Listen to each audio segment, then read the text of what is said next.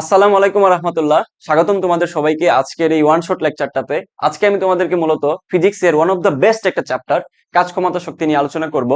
এই একটা অধ্যায় থেকে বাংলাদেশের সকল ইউনিভার্সিটিতে, বিশেষ করে ভার্সিটি কো, দাবি রাবি জাবি গুচ্ছ সহ সকল ইউনিভার্সিটিতে সমানভাবে কোয়েশ্চেন এসে থাকে। সো আজকের এই একটা ক্লাসের মাধ্যমে আমি তোমাদেরকে সকল শর্টকাট, সকল কনসেপ্ট এবং যতগুলো টাইপ বিশ্ববিদ্যালয়ে রিপিট হয়েছে সবগুলো একদম সুন্দর মতো শেষ করাই দিব।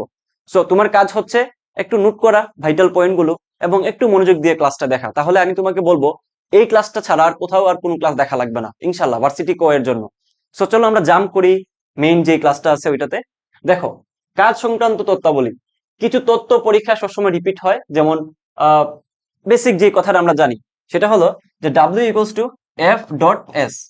তো আমরা কাজটাকে অ্যাকচুয়ালি ডট গুণনের মাধ্যমে প্রকাশ করতে পারি। সো আমরা এটাকে বলতে পারি F S cos theta.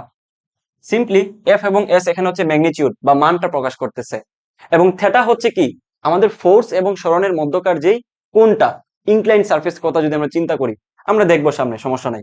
So কিছু তথ্য আছে যেগুলো পরীক্ষায় হরহামেশাই রিপিট হয়, যেমন কাজ একটি স্কেলার রাশি, এটা আমরা অবশ্যই তার ইকুয়েশন থেকে বলতে পারি। তারপর একটু খেয়াল করো, একক নিয়ে অনেক ঝামেলা হয় যে ভাই কোনটা ভরের একক, কোনটা কাজের একক, কোনটা শক্তির একক। সো এই সংক্রান্ত প্রবলেম একটু পরেই দেখবা তোমরা। সো একটু খেয়াল করো, আমরা কাজের একক কি কি বলতে পারি। আমরা কাজের একক প্রথমত জুল বলতে পারি, তারপর ইলেকট্রন ভোল্ট, এটাও কিন্তু একটা কাজের একক, তারপর কিলোওয়াট আওয়ার, এটাও কাজের একক, নিউটন মিটার, এটাও কাজের একক, KG metre square per second square, এটাও কিন্তু কাজের একক, তারপর হচ্ছে আর। ঠিক আছে, তো এই কয়েকটা ভাইটাল পয়েন্ট কিন্তু পরীক্ষায় প্রায় সময় রিপিট হয়। সো অবশ্যই মাথায় রাখবা বা মুখস্থ করবা। তারপর দেখো, এই একটা তথ্য, 1 জুল ইকুয়ালস টু 10⁻⁷ আর। সো সিমিলারলি আমরা যদি জাস্ট 1 আর্গ ইকুয়ালস টু বলতে চাই, তাহলে জাস্ট ইনভার্স হয়ে যাবে। ওকে, আচ্ছা। তারপর খেয়াল করো, এখানে 1 electron volt equals to 1.6 into 10⁻⁻19 joule. So অনেক সময় চলে আসে যে 1 ইলেকট্রন ভোল্ট এটা আসলে কিসের একক বা কিসের এক্সপ্রেশন বোঝাচ্ছে। অবশ্যই এটা কি, এটা হচ্ছে একটা কাজের একক, এটা অবশ্যই একটা কাজের একক, মাথায় রাখবা, এটা কাজের একক, জুল হিসাবে এটা তুমি চিন্তা করবা। তো এটা হচ্ছে কি, আমরা যে মডার্ন ফিজিক্স আছে ওই ক্ষেত্রেও কিন্তু এই মানটা অনেক কাজে দেয়, এবং আমি বলবো ঠিকঠাক মতো এটা মুখস্থ করে রাখো, সামনেও কাজে আসবে। তারপর খেয়াল করে, এখানে আরেকটা তথ্য দেওয়া আছে, কাজের মাত্রা। সো কাজের মাত্রা নিয়ে অনেকের একটু প্রবলেম হয় যে ভাইয়া পরীক্ষার হলে মাত্রা মনে থাকে না, কিভাবে মাত্রা বের করা যায়। তো চলো আমি তোমাকে একটা শর্টকাট ফর্মুলা দেখাচ্ছি কিভাবে বের করবা। সো আমরা এখান থেকে কি জানি যে W equals two F S. So simple formula যেটা আছে ওইটা চিন্তা করি যে এফ এস, তাহলে এফ মানে হচ্ছে এম এ, সাথে হচ্ছে একটা এস আছে। তো একটু খেয়াল করো তো, এম এর মাত্রা কি, মানে মেসের মাত্রা কি, বড় এম, ইন্টু এর মাত্রা কি, এর মাত্রা হচ্ছে অ্যাকচুয়ালি এল টি ইনভার্স টু। তারপর হচ্ছে আবার একটা কি আছে, এস, এস মানে হচ্ছে সরণ, তাহলে সরণ হচ্ছে দৈর্ঘ্য, দৈর্ঘ্য একক কি মিটার, দ্যাট মিন্স হচ্ছে আরেকটা এল, লেন্থ। তাহলে আলটিমেটলি যেটা দাঁড়াবে M L square T inverse two, T inverse two. তাহলে এইভাবে করে পরীক্ষা যতগুলো তোমাদের একক আসবে বা মাত্রা আসবে, জাস্ট তুমি ইকুয়েশনটা বসাবা, একটা একটা করে মাত্রা বসাবা, দেন গুণ করে দিবা, তাহলে কিন্তু আনসার চলে আসবে। খুব কঠিন কিছু না কিন্তু। তারপর দেখো, জুল ও ক্যালোরির মধ্যে সম্পর্ক, এটা একটু ভালো করে মাথায় টুকে রাখো, মাথায় বলবো, খাতায় লিখে না। দেখো কি বলছে, 1 calorie equals to 4.2 joule. Similarly 1 joule equals two 0.42 কি ক্যালোরি, এটা মাথায় রাখবা। তারপরে আসে দেখো আমাদের ধনাত্মক কাজ এবং ঋণাত্মক কাজ। তো আমি একটু তোমাদেরকে স্লাইড নিয়ে একটু পুরা প্রসেসটা একটু দেখাই, যাতে করে বেসিকটা ক্লিয়ার থাকলে তুমি এই কোণের ব্যাপারটা একটু ভালো মতো বুঝতে পারবা, ধনাত্মক বা ঋণাত্মক কাজ বলতে কি বোঝায় ওটাও বুঝতে পারবা। খেয়াল করো, এই হচ্ছে আমাদের একটা ইনক্লাইন সারফেস, যেখানে কিনা একটা বস্তু এখানে রাখা আছে, মনে করো এই যে একটা বস্তু এখানে রাখা আছে, যেটাকে আমরা একটা সামথিং কোণে নিচ্ছি, তাই না? এই যে সামথিং কোণে আমরা বস্তুটাকে ফোর্স ক্রিয়েট করতেছি, দ্যাট মিন্স মনে করো যে আমরা এইদিকে তার একটা ফোর্স ক্রিয়েট করতেছি, হুইচ ইজ এফ। এইদিকে হচ্ছে তার সরণটা হচ্ছিল, তার মানে এটাকে আমরা এস ধরে নিচ্ছি, মনে করো এস ধরে নিচ্ছি। তাহলে আমরা যেদিকে তার ফোর্স দিচ্ছি, একটা কোণে তার কি হচ্ছে, সরণ হচ্ছে, দ্যাট মিন্স একটা ইনক্লাইন সারফেস, এটা ইনক্লাইন সারফেস। তাহলে এই ক্ষেত্রে আমাদের যেই কাজটা হবে সেটা ডেফিনেটলি একটু চিন্তা করবা অলওয়েজ, যে তার ছায়াটুকু যেখানে পড়ে, ছায়াটুকু যেখানে পড়ে এটা হচ্ছে কস থেটা। কোন একটা ফোর্সের ছায়ার অংশটুকু হবে কস থেটা, তাহলে এখানে হবে F S cos theta, F S cos theta. অথবা আরেকটু ইজিলি যদি তোমাকে বলি, এই যে এফ যেটা আছে এটার উপাংশ নিচে কি হবে, উপাংশটা নিচে হবে এফ এক্স, মানে অনুভূমিক উপাংশ, আমি জাস্ট উপাংশ দিয়ে বোঝাচ্ছি তোমাদেরকে, এটা হবে জাস্ট এফ কস থেটা। তাহলে আমরা যেহেতু জানি W equals two F S, তার মানে এখানে হবে এফ ইন্টু বা F x into S, that means হবে এফ এস কস থেটা। এই হচ্ছে আমাদের মূল বেসিকটা। তাহলে এখান থেকে একটু খেয়াল করো, আমি একটু লাইন টেনে দিচ্ছি, একটু খেয়াল করো, সিম্পল হিসাব, ঋণাত্মক এবং ধনাত্মক কাজের ব্যাপারটা একটু বোঝাচ্ছি, খেয়াল করো। এখানে আমরা দেখছি কি যে cos θ এইটা একটা আমাদের টার্ম আছে, তাই না? তাহলে এই টার্মের দিকে একটু খেয়াল করো তো। আমরা পাইছি কি যে w equals two F S cos θ। তাহলে এফটা তো এখানে চেঞ্জ হচ্ছে না, তাই না? এফটা তো কনস্ট্যান্টই থাকবে, কিন্তু এই যে এসটাও কনস্ট্যান্ট থাকবে বা এস এর মান হচ্ছে সিমিলারলি চেঞ্জ হবে, যতটুকু যাবে ততটুকু হবে। বাট এখানে cos θ র মান কিন্তু ইচ্ছা মতো চেঞ্জ করা যাবে। দ্যাট মিনস এটা থেকে আমরা ম্যাক্সিমাম এবং মিনিমাম মানটা পাবো। তাহলে cos θ যেহেতু এখানে ভেরিয়েবল, খেয়াল করো তাহলে cos θ র মান কি কি হইতে পারে একটু খেয়াল করো তো। থিটার মান যদি আমরা 0 ধরি, তারপর হচ্ছে 180 ধরি, তাহলে কি হয় একটু খেয়াল করো। আমরা ত্রিকোণমিতি থেকে জানি যে cos যদি আমরা 0 ডিগ্রি বসাই তাহলে এটার মান হবে 1। তাহলে সর্বোচ্চ মানটাই হচ্ছে 1, cos θ র মান ম্যাক্সিমাম হচ্ছে 1। তারপর cos 180, তাহলে 180 মান হচ্ছে নেগেটিভ -1। দ্যাট মিনস এই মানটাই হচ্ছে আমাদের নেগেটিভ কাজকে বোঝাচ্ছে। তাহলে এই মানটা যদি এখানে বসাই, খেয়াল করো 0 ডিগ্রিতে তার কাজটা হচ্ছে সর্বোচ্চ মানে পজিটিভ কাজ, তাই না? 0 ডিগ্রি মানে যেদিকে আমি ফোর্স দিচ্ছি, তার মানে দেখো খেয়াল করো, একটু তোমাদেরকে এখানে বোঝাচ্ছি আমি। যাদের বেসিক ক্লিয়ার আছে তারা একটু টান দিয়ে চলে যাও, যাদের বেসিকের প্রবলেম আছে তারা একটু খেয়াল করো। আমি যেদিকে আমি ফোর্স দিচ্ছি, এই মনে করো এইদিকে ফোর্স, এবং এটা হচ্ছে আমাদের ফোর্স এবং সরণও ওইদিকে কাজ করতেছে। দ্যাট মিনস তাদের মধ্যকার কোণটা কত এখানে, থিটা ইকুয়ালস টু 0 ডিগ্রি। তাহলে 0 ডিগ্রিতে তার সর্বোচ্চ কাজ হবে, এখানে কোনো কোণ নাই, এখান থেকে তো বোঝা যাচ্ছে, তাই না? আর আমি যদি ঠিক এইদিকে মনে করো যে, সে ফর এক্সাম্পল আমি এইদিকে একটা গাড়ির কথা চিন্তা করি, এই মনে করো যে একটা গাড়ি, এটা ওকে, এটা হচ্ছে একটা গাড়ি, কল্পনা করে নাও এটা হচ্ছে চাকা। এইদিকে তার হচ্ছে একটা ফোর্স এসে যাচ্ছে সামনের দিকে। সো সামথিং দূরে যাওয়ার পরে আমার কাছে মনে হইলো তাকে আমি কোন একটা ফোর্স দিয়ে বাধা দিতে চাচ্ছি, মানে গাড়িটাকে থামাই দিতে চাচ্ছি। তাহলে আমি উল্টা দিকে একটা ফোর্স চিন্তা করো জাস্ট, যে এদিকে আমি একটা ফোর্স দিচ্ছি যেটা তাকে বাধা দানকারী বল বা তাকে থামানোর জন্য আমি অ্যাপ্লাই করতেছি। তাহলে দেখো তো একটু খেয়াল করো, যখনই তার মধ্যে আমি এই বাধা দানকারী বলটা ইউজ করবো, একটু খেয়াল করো, তাহলে একটু দূরে যায় এই বস্তুটা থেমে যাবে বা গাড়িটা থেমে যাবে।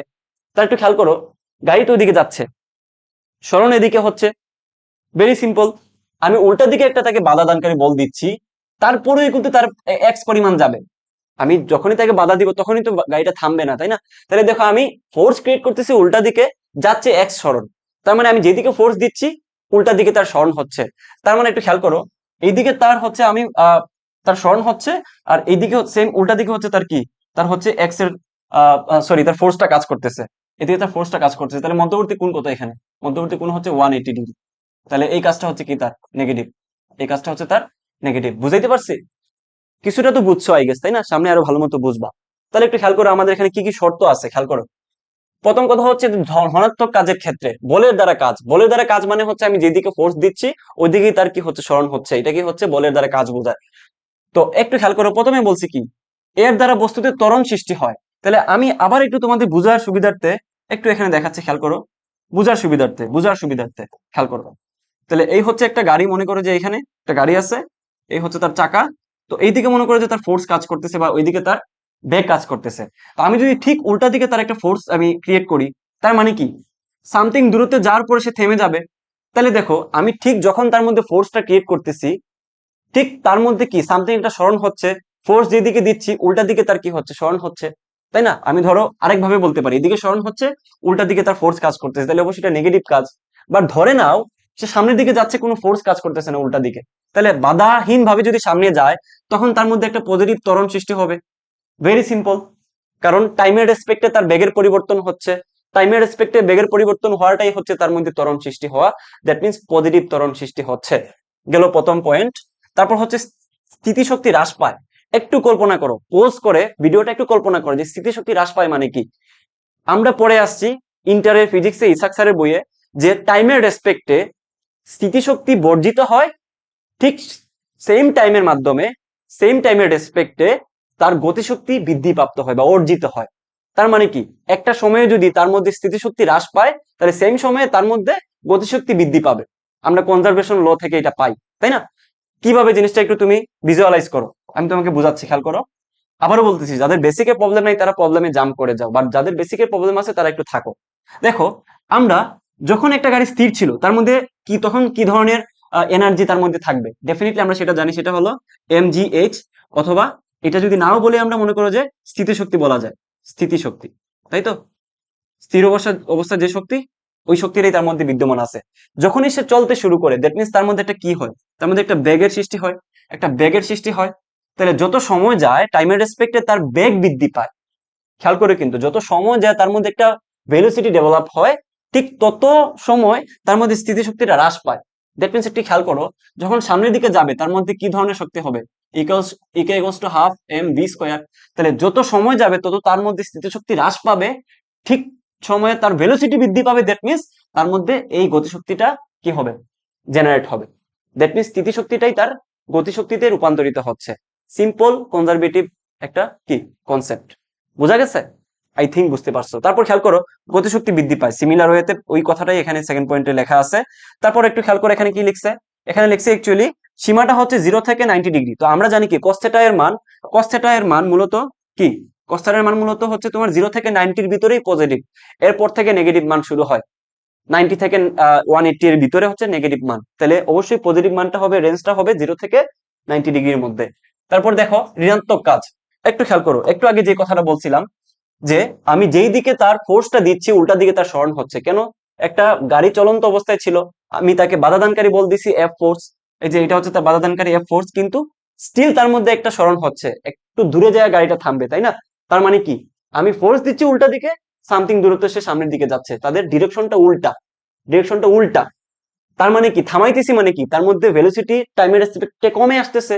এটাই হচ্ছে তার ঋণাত্মক ত্বরণ অথবা মন্দন সৃষ্টি হওয়া। এই যে প্রথম পয়েন্ট, মন্দন সৃষ্টি হচ্ছে।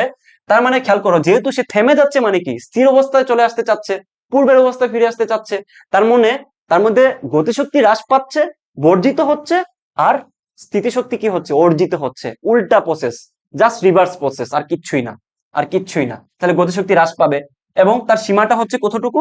সীমাটা হচ্ছে 90 থেকে 180 এর ভিতরে।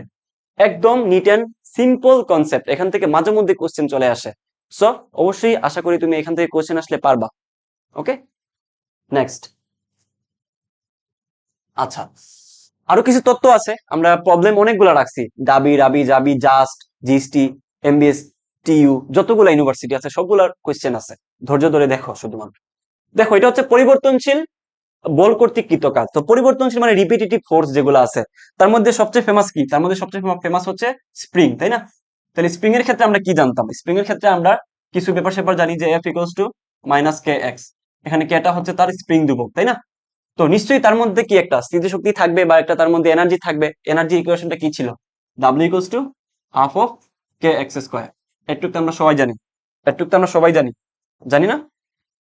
ওকে, তার মানে দেখো এখানে বাহ্যিক বল প্রয়োগে বিকৃত বস্তুর উপর কৃত কাজ, ঠিক আছে? বিকৃত বস্তুর উপরে, এগুলো হচ্ছে কি, জাস্ট আমরা স্থিতিস্থাপক বস্তুর ক্ষেত্রে যেগুলো ইউজ করি। আচ্ছা, তারপর কি বলছে? অভিকর্ষ বল বা মহাকর্ষ বল কর্তৃক কৃত কাজ, এগুলো সবগুলাই কি? এগুলো সবগুলাই হচ্ছে আমাদের পরিবর্তনশীল বল, রিপিটেটিভ ফোর্স, তাই না? এই যে অভিকর্ষ বা মহাকর্ষ বল তো অবশ্যই পরিবর্তনশীল, তাই না? যত দূরত্ব বাড়বে তত তার মধ্যে কি হবে? ফোর্সের চেঞ্জ হবে, কারণ আমরা তো সূত্র জানি। হ্যাঁ, সূত্র তো জানি আমরা, এফ ইকুয়ালস টু কি, G into m1 m2 divided by D square, তার মধ্যে ব্যস্তানুপাতিক সম্পর্ক বর্গের। সো ডেফিনেটলি এটা হচ্ছে রিপিটেটিভ ফোর্স। আচ্ছা, খেয়াল করো, স্প্রিং সম্প্রসারণে কর্তৃক কৃত কাজ, ওই যে আগের কথাটা এখানে লেখা আছে, আর কিছুই না। এই জায়গাটা তো অবশ্যই বুঝছো, এই জায়গাটা বুঝছো না? কারণ আমরা জানি কি, F equals to K X, তাহলে আমরা যদি জানি half of K X square, এটা সমান আমরা লিখতে পারি half of K X into একটা এক্স বাইরে, দ্যাট মিনস হচ্ছে half of F into X. আর কিচ্ছুই না, জাস্ট একটু প্রতিপাদন করছে। স্প্রিং ধ্রুবক, স্প্রিং ধ্রুবকের মান নির্ভর করে স্প্রিং এর এই যে এই মান, এই যে তথ্যটুকু একটু মাথার মধ্যে ভালো মতো ঢুকায় রাখো, ভালো মতো ঢুকায় রাখো। কি বলছে? যে স্প্রিং এর দৈর্ঘ্যের উপর নির্ভর করতেছে, তারপর হচ্ছে পদার্থের স্থিতিস্থাপক ধর্মের উপর নির্ভর করতেছে। এই দুইটা জিনিসই হচ্ছে মূলত স্প্রিং ধ্রুবকের নির্ভরশীলতা। ওকে, তারপর হচ্ছে স্প্রিং ধ্রুবকের একক newton per metre, newton per metre, মাত্রা হচ্ছে এম টি ইনভার্স 2। এই কাজটুকু তোমরা নিজে করো, যে কিভাবে বের করা যায়। আমি তো প্রথমটা করাই দিছি, এটা নিজেরা করো, পারবা, সিম্পল। তারপর দেখো কি আছে, মহাকর্ষ বল দ্বারা কৃত কাজ, অভিকর্ষ বল দ্বারা কৃত কাজ, তারপর হচ্ছে অভিকর্ষ বল। ওই যে আমি রিলেশনটা যেটা দেখাইছিলাম কাজগুলোর ক্ষেত্রে, রিলেশনটা কি ছিল ওইটার জন্য অবশ্যই তোমাকে ইকুয়েশন গুলো জানা লাগবে। সেক্ষেত্রে একটু খেয়াল করো, অভিকর্ষ বল দ্বারা কাজ হচ্ছে কি, যে W equals two MG H, that means MG হচ্ছে এখানে কি, ধ্রুবক। তাহলে ধ্রুব পদ উঠাই দিলে এখানে সম্পর্কটা হবে সমানুপাতিক। এটা হচ্ছে ফিজিক্সের নিয়ম থেকে আমরা এটা সবাই জানি। ওকে, তারপর দেখো এখানে মহাকর্ষ বল দ্বারা কৃত কাজ, এটুক তো অবশ্যই আমরা কি বলা যায়, যে মহাকর্ষ বিকর্ষ যে চ্যাপ্টারটা আছে ওখান থেকে শিখে নিছি বা শিখবো সামনের ক্লাসে। তারপর হচ্ছে অভিকর্ষ বল, যেটা একটু আগে আমি তোমাদেরকে মুখস্থ বলছিলাম, যে তার দূরত্বের বর্গের ব্যস্তানুপাতিক, এটা হচ্ছে সম্পর্ক। সো ফার্স্ট কোয়েশ্চেন দেওয়া আছে, দেখো শক্তির মাত্রা কি হবে, শক্তির মাত্রা কি হবে মনে আছে প্রথমটার ক্ষেত্রে? তো আমরা শক্তি সমান সিম্পলি প্রথমটার ক্ষেত্রে যেভাবে বের করছি সবগুলা মাত্রা এইভাবে বের করতে পারবো। আমরা জানি কি যে পি ইকুয়ালস টু, পি মানে হচ্ছে পাওয়ার, এটাই তো, তার হচ্ছে টাইমের রেসপেক্টে তার কতটুকু কাজ হচ্ছে, এটা হচ্ছে তার কি, এটা হচ্ছে তার পাওয়ার। পাওয়ার এবং কাজের মধ্যে পার্থক্য আছে, টাইমের পার্থক্য। তাহলে সেই ক্ষেত্রে একটু খেয়াল করো তো, ডাব্লিউ মানে আমরা জানি এম জি, বা সিম্পল হিসাব M A S divided by T, তাই তো? একটু খেয়াল করো, এখানে ভর, এমটা হচ্ছে ভর, ভরের মাত্রা হচ্ছে এম, আর এই যে তার ত্বরণের ক্ষেত্রে তার মাত্রাটা হচ্ছে এল টি ইনভার্স -2। এসটা হচ্ছে তার কি, দৈর্ঘ্য, সরণ মানে হচ্ছে তার দৈর্ঘ্যের একক, দৈর্ঘ্যের একক হচ্ছে কি লেন্থ, মাত্রাটা হচ্ছে লেন্থ, আর টি এর ক্ষেত্রে তার মাত্রা হচ্ছে সিম্পল টি। তাহলে এক্ষেত্রে কি হবে একটু খেয়াল করো তো, M L square T inverse cube. একটু কি বুঝছো? 1/t মানে হচ্ছে একটা টি ইনভার্স, 1/t যেই কথা, ইনটু টি ইনভার্স সেম কথা, ঠিক আছে? একটু তো আমরা সবাই বুঝি। তাহলে এই হচ্ছে আমাদের আনসার। তাহলে এইভাবে করে বাকি সবগুলা পরীক্ষার হলে মুখস্থ না থাকলেও বের করে দিয়ে আসতে পারবা, বুঝছো? ভালো মতো বের করে দিয়ে আসতে পারবা। এখানে এডিটরে ভুল করছে, মানটা ঠিকঠাক মতো দেয় নাই, M L square T inverse cube, ঠিক আছে? এটাই হবে আমাদের answer, B number. Okay, next. তারপর দেখো ডিউতে আসছে এবং এমবিএসটিউতে আসছে, কয়েকবার আসছে, বল সরানো কাজের মধ্যে সম্পর্ক হলো। তাহলে বল সরানো কাজের মধ্যে সম্পর্ক, তাহলে এখানে কোনটা হবে বলো তো, এখানে কোনটা হবে? কি বলছে যে বল সরানো কাজের মধ্যে সম্পর্ক, একটু খেয়াল করো, W equal to F dot S এইটা, এবং W equal to F S cos theta, এই দুটো তো সেম কথা, তাই না? অবশ্যই এখানে কি হবে না, এখানে এটা হবে না, এটা তো আমরা সবাই মোটামুটি জানি, তাই না? তাদের মধ্যে সম্পর্কটা হচ্ছে মূলত ডট গুণনের, নট ক্রস গুণনের।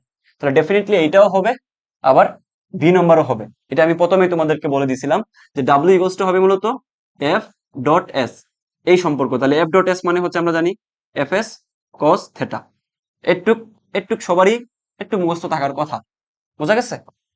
আচ্ছা, নেক্সট। খেয়াল করো, ডিউতে দেখছো একদম ইজি কোয়েশ্চেন চলে আসে, খুব কঠিন আসে না, জাস্ট একটু মাথা ঠান্ডা রাখলেই হবে। তারপর দেখো এখানে বুয়েটে আসছে একটা কোয়েশ্চেন এবং জেইউতে আসছে, বুয়েট প্লাস জেইউ, তার মানে এটা সব জায়গায় ইম্পর্টেন্ট। কি বলছে, বল ও শক্তির মাত্রা যথাক্রমে। তাহলে আবার মাত্রা সংক্রান্ত জিনিস আসছে, তাহলে কিভাবে বের করবো ভাইয়া? বলের ক্ষেত্রে আমরা কি জানতাম, F equals to M A, F equals to M A. তাহলে সেক্ষেত্রে এম মানে হচ্ছে এম, আর এ মানে হচ্ছে এল টি ইনভার্স টু। তাহলে আলটিমেটলি হবে M L T inverse two. তাহলে এটা হচ্ছে আমাদের কি, আমাদের বলের ক্ষেত্রে। তাহলে শক্তির ক্ষেত্রে আমরা একটু আগে বের করছি শক্তির ক্ষেত্রে পাওয়ার। পাওয়ারের ক্ষেত্রে আমরা কি বের করছি বলতো? মাত্রার ক্ষেত্রে আমরা এই ব্র্যাকেটটা ইউজ করব। কি ছিল, M L square T inverse cube, এটা আমরা একটু আগে বের করছি। তাহলে আনসার কি হবে? আনসার হবে M L T inverse two, তারপর হচ্ছে M L square T inverse cube. তাহলে এই হচ্ছে আমাদের আনসার, বোঝা গেছে? সিম্পল, একদম সিম্পল। তারপর কি করছে দেখো, এটা আছে মেডিকেলে একটা কোয়েশ্চেন, কোন নির্দিষ্ট ভরের বস্তুর গতিশক্তি এর ভরবেগের সাথে সম্পর্ক কি? তাহলে কি বলছে যে নির্দিষ্ট ভরের বস্তুর গতিশক্তি এর ভরবেগের সম্পর্কে, ভরবেগের সাথে সম্পর্ক কি? তাহলে আমরা মূলত এই সূত্রটা জানি যে পি ইকুয়ালস টু এমবি, এগুলো আমরা জানি মূলত। আর কি জানি, যে ই কে গতিশক্তি সংক্রান্ত হাফ এম বি স্কোয়ার, আর তো কিছু জানি না আমরা, এগুলোর মধ্যে আমরা সীমাবদ্ধ, তাই না? তো একটু খেয়াল করো, এই দুটাকে আমরা ইউজ করে এই সম্পর্কটা বের করতে পারি। আমাদেরকে বলছে মূলত কি, যে গতিশক্তি, দ্যাট মিনস আমাদের সম্পর্ক চাচ্ছে ই কে এর সাথে আমাদের এই যে তার ভরবেগের একটা সম্পর্ক বের করতে চাচ্ছে। তো এগুলো তো সরাসরি আমরা কিছু জানি না, তো আমরা একটু বের করে নিই। তাহলে ই কে সমান যদি হাফ এমবি স্কোয়ার হয়, তাহলে একটু খেয়াল করো, হাফ, এখানে আমি ইচ্ছা করে একটা এমবি দিলাম, তার মানে কি ছিল এমবি স্কোয়ার, তাই না? ছিল কি এমবি স্কোয়ার। তাহলে আমি যদি এখানে একটা স্কোয়ার দিয়ে দিই, তাহলে এখানে এক্সট্রা কি নিয়ে আসছি, একটা এম নিয়ে আসছি, এক্সট্রা একটা এম গুণ করছি, তার মানে ওই একটা এক্সট্রা এম কে আমরা ভাগ করে দিব, এমবি স্কোয়ার আছে। তাহলে এম কে একটু খালি খালি লাগতেছে, তাই না? তো আমরা যেহেতু পি গোষ্ঠী এমবি জানি, ওটার সাথে মিলানোর জন্য একটা এম গুণ করে দিলে হয়ে যাবে এম স্কোয়ার। তাহলে যেহেতু একটা বাড়তি নিয়ে আসছি, তাহলে আমরা এম দিয়ে ভাগ করছি, তাহলে এটা হবে half of P square divided by M. That means সম্পর্কটা হচ্ছে হাফ। দেখো একটু খেয়াল করো, এখানে আমাদের একটু খেয়াল করো, এই যে হাফ, এখানে হাফ এম, এইটুক হচ্ছে আমাদের কি কনস্ট্যান্ট। তাহলে কনস্ট্যান্ট যদি তুলে দেই, আমরা ফিজিক্সে আজন্ম শিখে আসছি, কনস্ট্যান্ট যদি তুলে দেই তাহলে তাদের মধ্যে সম্পর্ক হয় সমানুপাতিক, সম্পর্ক হয় সমানুপাতিক। তাহলে ই কে ইকুয়ালস টু, এখানে কি হবে, এখানে হবে পি স্কোয়ার। তাহলে বর্গের সমানুপাতিক, বর্গের সমানুপাতিক, বর্গের সমানুপাতিক। বুঝছি আমরা? এটা প্রায় সময় পরীক্ষা চলে আসে, প্রায় সময় চলে আসে, বিশেষ করে এমবিএসটিইউ, জাস্ট, তারপর হচ্ছে জেইউ, আরইউ, এগুলোতে একদম সিম্পল হিসেবে কোয়েশ্চেনটা দিয়ে দেয়, মাথায় থাকে না অনেকের। তারপর দেখো শক্তির প্রকারভেদ মনে রাখার কৌশল। তাহলে আমরা কিছু হচ্ছে তোমাদের ছন্দ দিয়ে রাখছি, এগুলা ম্যাক্সিমাম কেস তত্ত্ব হিসেবে পরীক্ষা দিয়ে দেয়। সো যেহেতু আমি তোমাদেরকে ছন্দটা দিছি, তাহলে এই ছন্দটা শিখলে তুমি সারা জীবন এটা মনে রাখতে পারবা, কষ্ট হবে না। খেয়াল করো, শক্তির প্রকারভেদ মনে রাখার কৌশল। কি কি শক্তি আছে? Helena, MSc. কি আছে এখানে? Helena, MSc. তাহলে একটু খেয়াল করো এখানে কি কি জিনিস এখানে একটু খেয়াল করা যায়। আমি তোমাদেরকে একটু মার্কিং করে দিই। দেখো, এইচ মানে কি? হিট। তো হিট হচ্ছে তাপ শক্তি। তারপর হচ্ছে ই মানে হচ্ছে ইলেকট্রিক, বিদ্যুৎ শক্তি। এল মানে হচ্ছে লাইট, মানে আলোক শক্তি। তারপর হচ্ছে এন মানে হচ্ছে তোমার নিউক্লিয়ার, পারমাণবিক শক্তি। তারপর হচ্ছে এম মানে ম্যাগনেটিক শক্তি। সাউন্ড, শব্দ শক্তি, সৌরশক্তি। সাউন্ড দিয়ে কি হয়? শব্দ শক্তি। তারপর হচ্ছে সৌরশক্তি। তারপর হচ্ছে সি, সি মানে হচ্ছে রাসায়নিক বা কেমিক্যাল শক্তি, কেমিক্যাল এনার্জি। তাহলে এইভাবে করে কিন্তু তুমি সকল এনার্জি কিন্তু মাথায় রাখতে পারবা। কি লেখা আছে? Helena, MSc. বুঝা গেছে? ওকে, নেক্সট। খেয়াল করো, এটা ডিউতে 19-20-এ আসছে একটা প্রবলেম। নিচের কোনটি ভরের একক নয়? ওই যে আমি প্রথমে তোমাদেরকে বলছিলাম যে ভর কোনটা, এনার্জি কোনটা, শক্তি কোনটা, প্রত্যেকটার ক্ষেত্রে আলাদা আলাদা তোমাদেরকে কিন্তু এককগুলা বা মাত্রাগুলা খেয়াল রাখতে হবে।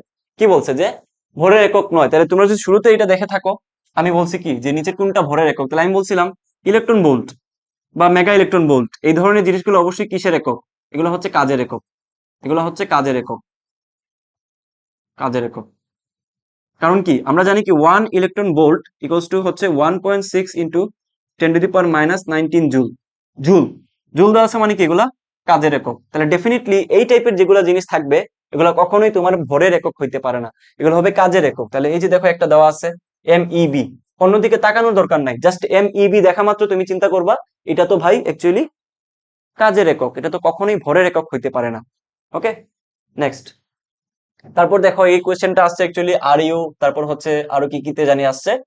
ভালো একটা কোয়েশ্চেন। একটি বস্তুকে খাড়াভাবে উপরের দিকে ছুড়ে দেওয়া হলো, কোন লেখচিত্রটি ভূমি হতে উচ্চতা এইচ এর সাপেক্ষে বিভব শক্তি ই নির্দেশ করে? তাহলে লেখচিত্র যেগুলো আছে ওই টাইপের প্রবলেম গুলো কিভাবে সলভ করা যায়। তো অবশ্যই এটা মাথায় রাখবা যখন লেখচিত্রের কথা বলবে, তাহলে আমাদের দুইটা কিন্তু খুব ফেমাসলি সবার মাথায় আসে, সেটা হলো y = mx। ঠিক আছে, এটা হচ্ছে মূল বিন্দুগামী সরল রেখা। এটা কি? এটা হচ্ছে মূল বিন্দুগামী সরল রেখা, মূল বিন্দুগামী। জাস্ট এই দুটা মাথায় রাখো, তাইলে তোমার বাকিগুলা হয়ে যাবে। মূল বিন্দুগামী। আরেকটা হচ্ছে কি? আরেকটা হচ্ছে তোমার y = mx + c। এটা হচ্ছে কি? এটা হচ্ছে তোমার c, y এর দিকে c পরিমাণ থাকবে। এটাও কিন্তু সরল রেখা, এটাও কিন্তু সরল রেখা, সরল রেখা। তাহলে দুইটা আমরা কিভাবে ডিফাইন করি জাস্ট একটু তোমাদেরকে দেখানোর সুবিধার্থে আমি দেখাচ্ছি। একটু খেয়াল করো ভালো মতো। দেখো, এই হচ্ছে আমার ওয়াই, ওয়াই অক্ষ, এটা হচ্ছে আমাদের এক্স অক্ষ। ওকে, আচ্ছা। তো যদি বলে মূল বিন্দুগামী সরল রেখা, তাহলে ওই ক্ষেত্রে হবে y = mx, এটা হচ্ছে y = mx। আর যদি বলে mx + c, তাহলে এই ক্ষেত্রে আমাদের এটা হবে এই যে, এই যে এটা অন্য কালার দিলাম। তাহলে একটু খেয়াল করো, এটা হচ্ছে আমাদের কি y = mx, আর এটা হচ্ছে আমাদের y = mx + c। এগুলো হচ্ছে তোমার ম্যাথমেটিক্স টাইপ। তাহলে এটুক হচ্ছে তার c পরিমাণ, এটুক হচ্ছে তার c পরিমাণ। সরলরেখার চ্যাপ্টারে ভালো মতো বোঝা যাবে। তাহলে এখানে একটু খেয়াল করো, আমাদেরকে বলছে কিসের সাথে সম্পর্ক করতে, যে খারাপভাবে পড়তেছে। খারাপভাবে যদি পড়ে, তাহলে আমাদের অবশ্যই সূত্রটা ছিল mgh, w = mgh। তাহলে mgটা তো এখানে কি? কনস্ট্যান্ট। তাহলে এখান থেকে কনস্ট্যান্ট তুলে নিলে আমরা জানি আজন্ম ফিজিক্সের সূত্র, যে তাদের মধ্যে সম্পর্কটা হয়ে যাবে সমানুপাতিক, সমানুপাতিক। তাহলে অবশ্যই একটু খেয়াল করো, এখানে এটার সাথে একটু তুলনা করো তো। এটা যদি y হয়, তাহলে এটা যদি তোমার x হয়, তাহলে আমাদের যে এমটা ঢালটা হবে কি? ঢালটা হবে কনস্ট্যান্ট মানটা mg। তাহলে ডাইরেক্ট মিলে গেছে, তাহলে ডেফিনেটলি কোনটা হবে? প্রথমটা। তার মানে এই যে এটা হবে আমাদের আনসার, এটা হবে আমাদের আনসার। বুঝা গেছে? বুঝছো তোমরা? আশা করি এখান থেকে না বুঝার কিচ্ছু নাই, কিচ্ছু নাই ভাইয়া, একদম সিম্পল। যদি একটা টাস্ক তোমাদেরকে দেই বা আমি একটু তোমাদেরকে দেখাই, খেয়াল করো। যদি তোমাদের এরকম এরকম দিয়ে দেয় যে y = 1/x, এই ক্ষেত্রে আমাদের গ্রাফটা কেমন হবে, গ্রাফের চিত্রটা কেমন দেখাবে, সেক্ষেত্রে ডেফিনেটলি এটা হচ্ছে ব্যস্তানুপাতিক সম্পর্ক। ব্যস্তানুপাতিক সম্পর্ক কি হবে? একটা কমলে আরেকটা বাড়বে। তাহলে আমি যদি এক্স এর পরিমাণ বাড়াই তাহলে ওয়াই এর পরিমাণ কমবে, দ্যাট মিনস তখন তার গ্রাফটা হবে, গ্রাফটার চেহারাটা অনেকটা এরকম হবে, এই যে এরকম এরকম হবে। ঠিক আছে, বোঝা গেছে? সো এগুলো টাস্ক থাকলো তোমাদের, তোমরা নিজেরা বাসায় দেখবা যে Y is proportional two 1/x² কি হইতে পারে, তারপর Y equals to Y is proportional to root X এটা কেমন হইতে পারে, এগুলো একটু বাসায় দেখবা, বাড়ির কাজ থাকলো। ঠিক আছে, একটু নাড়াচাড়া না করলে তো ভাই পরীক্ষার টিকাটা আসলে অনেক দায়, তাই না? লক্ষাধিক পরীক্ষার্থী আছে এখানে, তো তুমি যদি একটু স্মার্ট না হয়, একটু এক্সট্রা কষ্ট না করো, তাহলে তুমি কিভাবে টিকবা ওইগুলাতে বলো তো? একটু স্মার্ট থাকা লাগবে, একটু তোমাকে ধৈর্য ধরা লাগবে, কষ্ট করা লাগবে। টিচাররা যা পড়াবে তুমি চেষ্টা করবে একটু বেশি বেশি পড়তে, ঘাটাঘাটি করতে, যে আচ্ছা ওই রিলেটেড আর কি কি দেখানো যায় বা আর কি কি আসতে পারে পরীক্ষায়। ওকে, আচ্ছা, অসংরক্ষণশীল বলের উদাহরণ, ওইটা কিন্তু অনেক সময় মাথায় থাকে না, আমাদের পরীক্ষার হলে গুলাইয়া যায়। তো পরীক্ষার হলে কিন্তু এটা প্রায় সময় চলে আসে, যে অসংরক্ষণশীল বলের উদাহরণ নিচের কোনটি। তাহলে উদাহরণগুলো তোমাকে সবগুলো মাথায় রাখতে হবে। তাহলে ওইগুলোর ক্ষেত্রে ভাইয়া একটা সুন্দর কি দিছি দেখো, একটা ছন্দ দিয়ে দিছি। ছন্দটা কি? বলটি ঘষে সর্দানিকে সুন্দরী বানাও। দেখো, ঘষে, ঘষে মানে কি? ঘষে মানে হচ্ছে অ্যাকচুয়ালি ঘর্ষণ বল। তারপর হচ্ছে সর্দানিকে মানে হচ্ছে সবল দুর্বল নিউক্লিয় বল। তারপর হচ্ছে সুন্দরী বানাও মানে হচ্ছে সান্দ্র বল। তার মানে কি কি দেখো, ঘর্ষণ বল যেটা হচ্ছে ঘষে, সর্দানিকে মানে সবল ও দুর্বল নিউক্লিয় বল, সুন্দরী বানাও তার মানে হচ্ছে সান্দ্র বল। ভেরি সিম্পল, এই কয়েকটাই হচ্ছে আমাদের অসংরক্ষণশীল বলের উদাহরণ। পরীক্ষা হলে চলে আসলে জাস্ট তুমি ছন্দটা মনে রাখার চেষ্টা করবা গল্প আকারে, তাহলে তুমি এই আনসারগুলো উদাহরণগুলা সুন্দর মতো আনসার করে দিয়ে আসতে পারবা। কিছু তথ্য খেয়াল করো তোমরা, পরীক্ষায় অনেক বেশি এগুলা তোমাদের মনে রাখতে হবে পরবর্তী প্রবলেম গুলো সলভ করার ক্ষেত্রে। একটু তথ্যগুলো একটু খেয়াল করো, কি বলছে যে ক্ষমতার একক। তাহলে ক্ষমতার এককের ক্ষেত্রে আমরা জানি সেটা হচ্ছে ওয়াট, তাই না? ক্ষমতার একক হচ্ছে ওয়াট, একটু তো আমরা সবাই জানি। তারপর হচ্ছে 1 HP, 1 HP ইকুয়ালস টু কত বলো তো? আমরা সবাই জানি যে 746 ওয়াট। ওকে, একটুকু আমাদের লাগবে, বাকিটা আমাদের না পড়লেও চলবে, একটুকু আমাদের জানা থাকলেই হবে। ওকে, তারপর দেখো একজন মানুষের গড় ক্ষমতা। তাহলে এগুলো একটু মাঝে মধ্যে মুখস্থ টাইপ চলে আসে, বাট ভার্সিটিতে না আসার সম্ভাবনা বেশি। সো ক্ষমতার একক একটু আগে দেখাইছি, পাওয়ার একটু আগে বারবার দেখাইছি, সো এটা অবশ্যই তোমরা পারবা। একটু খেয়াল করো, 1 কিলোওয়াট মানে হচ্ছে 10⁻³ ওয়াট। তারপর 1 ওয়াট আওয়ার মানে হচ্ছে 3600 জুল, তাই না? তারপর হচ্ছে 1 কিলোওয়াট আওয়ার, এই যে একটু অবশ্যই মাথায় রাখবা, একদম মুখস্থ করে ফেলবা, একদম মুখস্থ করে ফেলবা, কোনো কথা নাই এই ক্ষেত্রে। কিভাবে এই মানটা আসে, যদি পরীক্ষা হলে ভুলাও যাও তাহলে কিভাবে করে করে দিয়ে আসবা, একটু খেয়াল করো। কি দেওয়া আছে? 1 কিলোওয়াট আওয়ার, দ্যাট মিনস হচ্ছে 1 কিলোওয়াট মানে হচ্ছে 10⁻³ তাহলে আওয়ার মানে হচ্ছে কত? 1 ঘন্টা মানে হচ্ছে তোমার 60 মিনিট, 60 মিনিট মানে হচ্ছে 60 × 60, 3600 সেকেন্ড। তাহলে 3600, দ্যাট মিনস হচ্ছে এখানে 3.6 ইন্টু 1 2 3 4 5 6, 10⁶ বোঝা গেছে? বুঝছো কিনা? তাহলে এটা মুখস্থ না থাকলেও চলবে, জাস্ট তুমি পরীক্ষা হলো বের করে দিয়ে আসতে পারবা। সো কর্মদক্ষতা তো সবাই জানোই। তারপর এগুলো হচ্ছে তাৎক্ষণিক বলের ক্ষেত্রে, এগুলো লিমিটের ব্যাপার স্যাপার, এগুলো আলাদা করে পড়ার কিছু নাই, এগুলো আমি তোমাদেরকে সলভ করার ক্ষেত্রে দেখাই দিব। তারপর এই সূত্রগুলো তো বেসিক সূত্রগুলো তো তোমরা জানোই, যে P = W/T, তারপর হচ্ছে FV, MGV, তারপর MGS/T, মানে এগুলো জাস্ট তোমার কনভার্সন আর কিছুই না। কনভার্সন কি ছিল দেখো তো, একটু যদি আমি তোমাকে দেখাই, যে আমরা জানতাম কি যে P = W/T, তাই না? তাহলে W মানে আমরা কি জানি? W মানে আমরা জানি হচ্ছে FS/T, তাই না? তাহলে FS মানে কি? F থাকলো, S/T মানে হচ্ছে B, তার মানে FB। ওকে, তারপর আমরা আর কি বলতে পারি? F মানে হচ্ছে MG, তাহলে MGV। আর কি বলা যায়? আর বলা যায় হচ্ছে তোমার MGS/T, মানে জাস্ট সিম্পল থিঙ্কিং, এগুলো তোমরা সবাই পড়ে আসছো আগেও। তারপর দেখো আমরা যখন গুণন গতির ক্ষেত্রে চিন্তা করি, তখন W হচ্ছে টর্ক ইন্টু কৌণিক সরণ, মানে হচ্ছে তোমার দেখো T2πN, একটু আমরা জানি, আমরা সলভ করার ক্ষেত্রে এটা দেখবো, প্যারার কিচ্ছু নাই, কিচ্ছু নাই। নেক্সট, এখানে কি কি দেওয়া আছে দেখো, ব্যয়িত শক্তির পরিমাণ ইকুয়ালস টু গতিশক্তির পরিবর্তন বা স্থিতিশক্তির পরিবর্তন, এনার্জি কনজারভেশন ল। একটু আমরা সবাই জানি কিনা বলো? জানি তো। আমি এগুলো আলাদা করে তোমাদেরকে জাস্ট একটু মনে রাখার জন্য, স্লাইডটা যাতে গোছানো থাকে এই জন্য দিছি, বাট এগুলা সবার জানে থাকার কথা। ওকে, আমি জাম্প করি নেক্সট স্লাইডে। বাট একটা জিনিস এখানে আছে, একটু খেয়াল করো, এই যে একটু খেয়াল করো, n সংখ্যক ইট দিয়ে, কি বলছে যে n সংখ্যক ইট দিয়ে স্থিতিফলক তৈরি করতে কৃত কাজ হচ্ছে mgh n × n - 1/2। তাহলে দেখো এটা হচ্ছে মূলত আমরা স্বাভাবিক সংখ্যার যোগফলের ক্ষেত্রে যেটা ইউজ করি, ওইটার যে সূত্রটা। তাহলে এটুকু আমরা সলভ করার ক্ষেত্রেই দেখবো, সলভ করার ক্ষেত্রে এটা পাবো, টেনশনের কিচ্ছু নাই। নেক্সট খেয়াল করো, এবার হচ্ছে আমাদের প্রবলেম। ওকে, আমি একটু ফোকাসটা ঠিক করে নিই। ওকে, দেখো কি বলছে, এটা আসছে মূলত ডিউতে কবে 17-18-তে একটা কোয়েশ্চেন। একটি কণার উপর একটা ভেক্টর মানে ফোর্স দেওয়া আছে, ভেক্টর আকারে বল প্রয়োগ করলে কণাটি সরণ হয়, এইটা মানে একটা অবস্থান ভেক্টর দেওয়া আছে। বল কর্তৃক সম্পাদিত কাজ কি হবে, মানে একটা আমাদেরকে ফোর্স ভেক্টর দেওয়া আছে, একটা অবস্থান ভেক্টর দেওয়া আছে, আমাদেরকে সম্পাদিত কাজের পরিমাণ বের করতে বলছে। তো আমরা তো জানি ভাই, আমরা তো আরেকটু ভালো মতো জানি যে এফ ইকুয়ালস টু হবে কি এফ ডট এস। আমরা শুরুতেই দেখে আসছি যে তাদের মধ্যে ডট গুণফলটাই হচ্ছে তাদের কাজের মানটা। তাহলে এখান থেকে আমরা জাস্ট তাদেরকে ভেক্টরের ডট গুণন করে দিব। তাহলে এফ ভেক্টর এখানে কি ছিল, 10i প্লাস 10j প্লাস কি দেওয়া আছে 10k, 10k। ওকে, আর কি আছে একটা ডট, 2i অবস্থান vector plus 2j plus, sorry একটা মাইনাস আছে এখানে, একটু খেয়াল করে বসাবা। অনেক সময় তোমার সিরিয়াল মেনটেন করে দেয় না, আই এর পরে কে দিয়ে দিতে পারে, সো তুমি একটু ওইভাবে সিরিয়াল করে লিখে ফেলবা, তাহলে ভালো হবে। খেয়াল করো এখানে কি হবে, 10 × 2 20, তারপর হচ্ছে 10 × 2 আবার 20, তারপর হচ্ছে 10 - 2 আবার কি 20, তাহলে 20 কাটা থাকবে হচ্ছে 20, কি হবে বলতো, joule, 20 joule. Very simple. Next দেখো, এই প্রবলেমটা ডিউতে 14-15-তে আসছিল এবং খুবই কনসেপচুয়াল একটা প্রবলেম। পড়ো সবাই। কোনো ব্যক্তি 30 ডিগ্রি ঢালের 5 মিটার উঁচু ঘর্ষণবিহীন তল বরাবর একটি 100 নিউটন ব্লক টেনে তুলছে। ব্লকটি সমদ্রুতিতে চললে ব্যক্তি কি পরিমাণ কাজ করবে। সো এরকম কোয়েশ্চেন কিন্তু হরহামেশাই চলে আসে, শুধু ঢাকা ইউনিভার্সিটি না, সবগুলো ইউনিভার্সিটিতে কিন্তু এই টাইপের কোয়েশ্চেন চলে আসে। সো কনফিউশন তৈরি হয় সবার মধ্যে যে ভাই এই ক্ষেত্রে আসলে এফএস কস থিটা হবে নাকি এফএস সাইন থিটা হবে। সো একটু ভালো মতো খেয়াল করো, কনসেপ্টটা একটু ক্লিয়ার করো। দেখো এই হচ্ছে একটা তল, তাহলে তলের সাথে একটা সামথিং কোণে আছে, তাই না, কোণে একটা ব্লককে টানা হচ্ছে। তাহলে একটা ব্লক মনে করো যে এইটা, এই মনে করো যে একটা ব্লক, যেটা হচ্ছে কতটুকু তার ওজন, সেটা হচ্ছে 100 নিউটন, 100 নিউটন।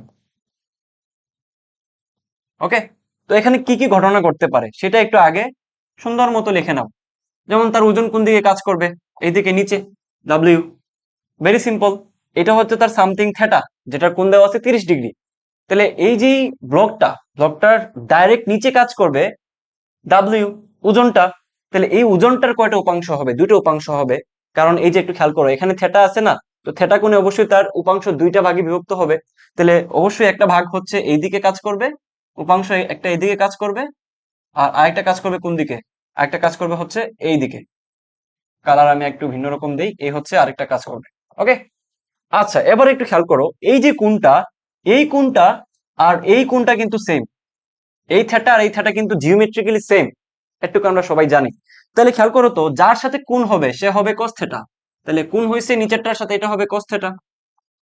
তাহলে এটা হবে স্বভাবতই ডাব্লিউ সাইন থেটা।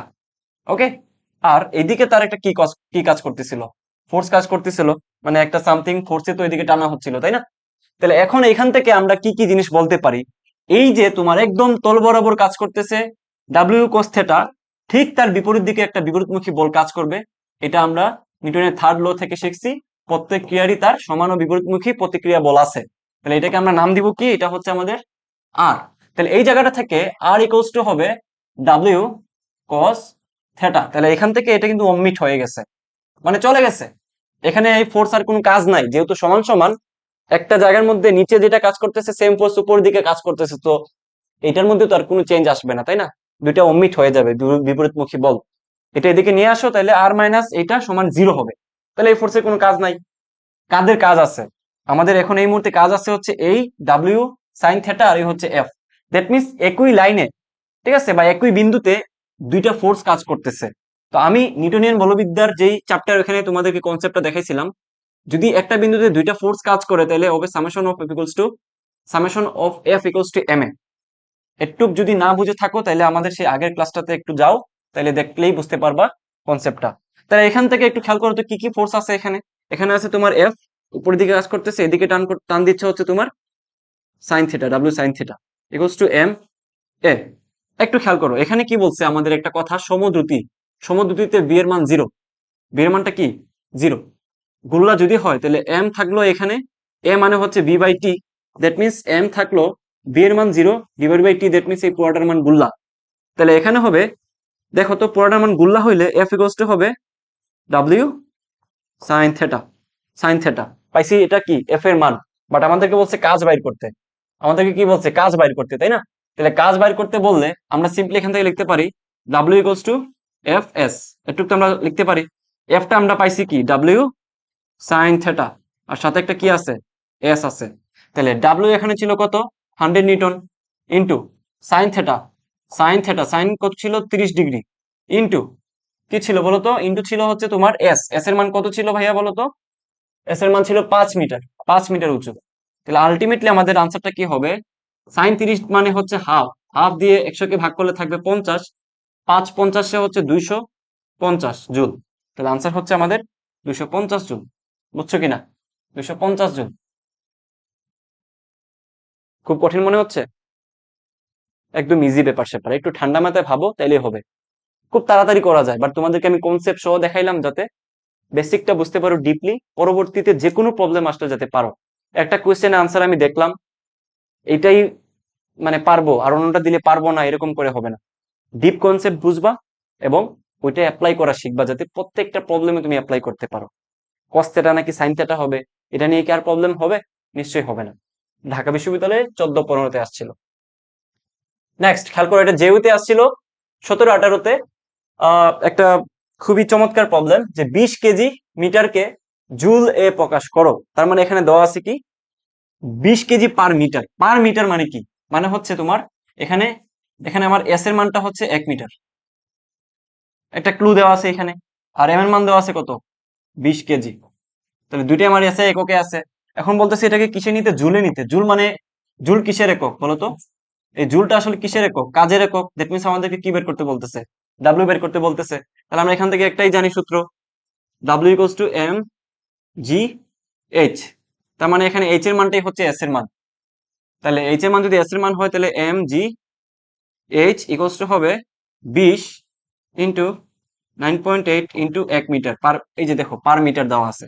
তাহলে এখানে কত হবে, 20 মানে কত 2 ইন্টু 10 ইন্টু 9.8, তাহলে 9.8 ইন্টু 10 মানে এই পয়েন্টটা চলে যাবে, তাহলে থাকবে 98 ইন্টু 2, দ্যাট মিনস হচ্ছে 196, 196। 8 দুগুণা 16, 9 দুগুণা 18 আর 19। বুঝছো?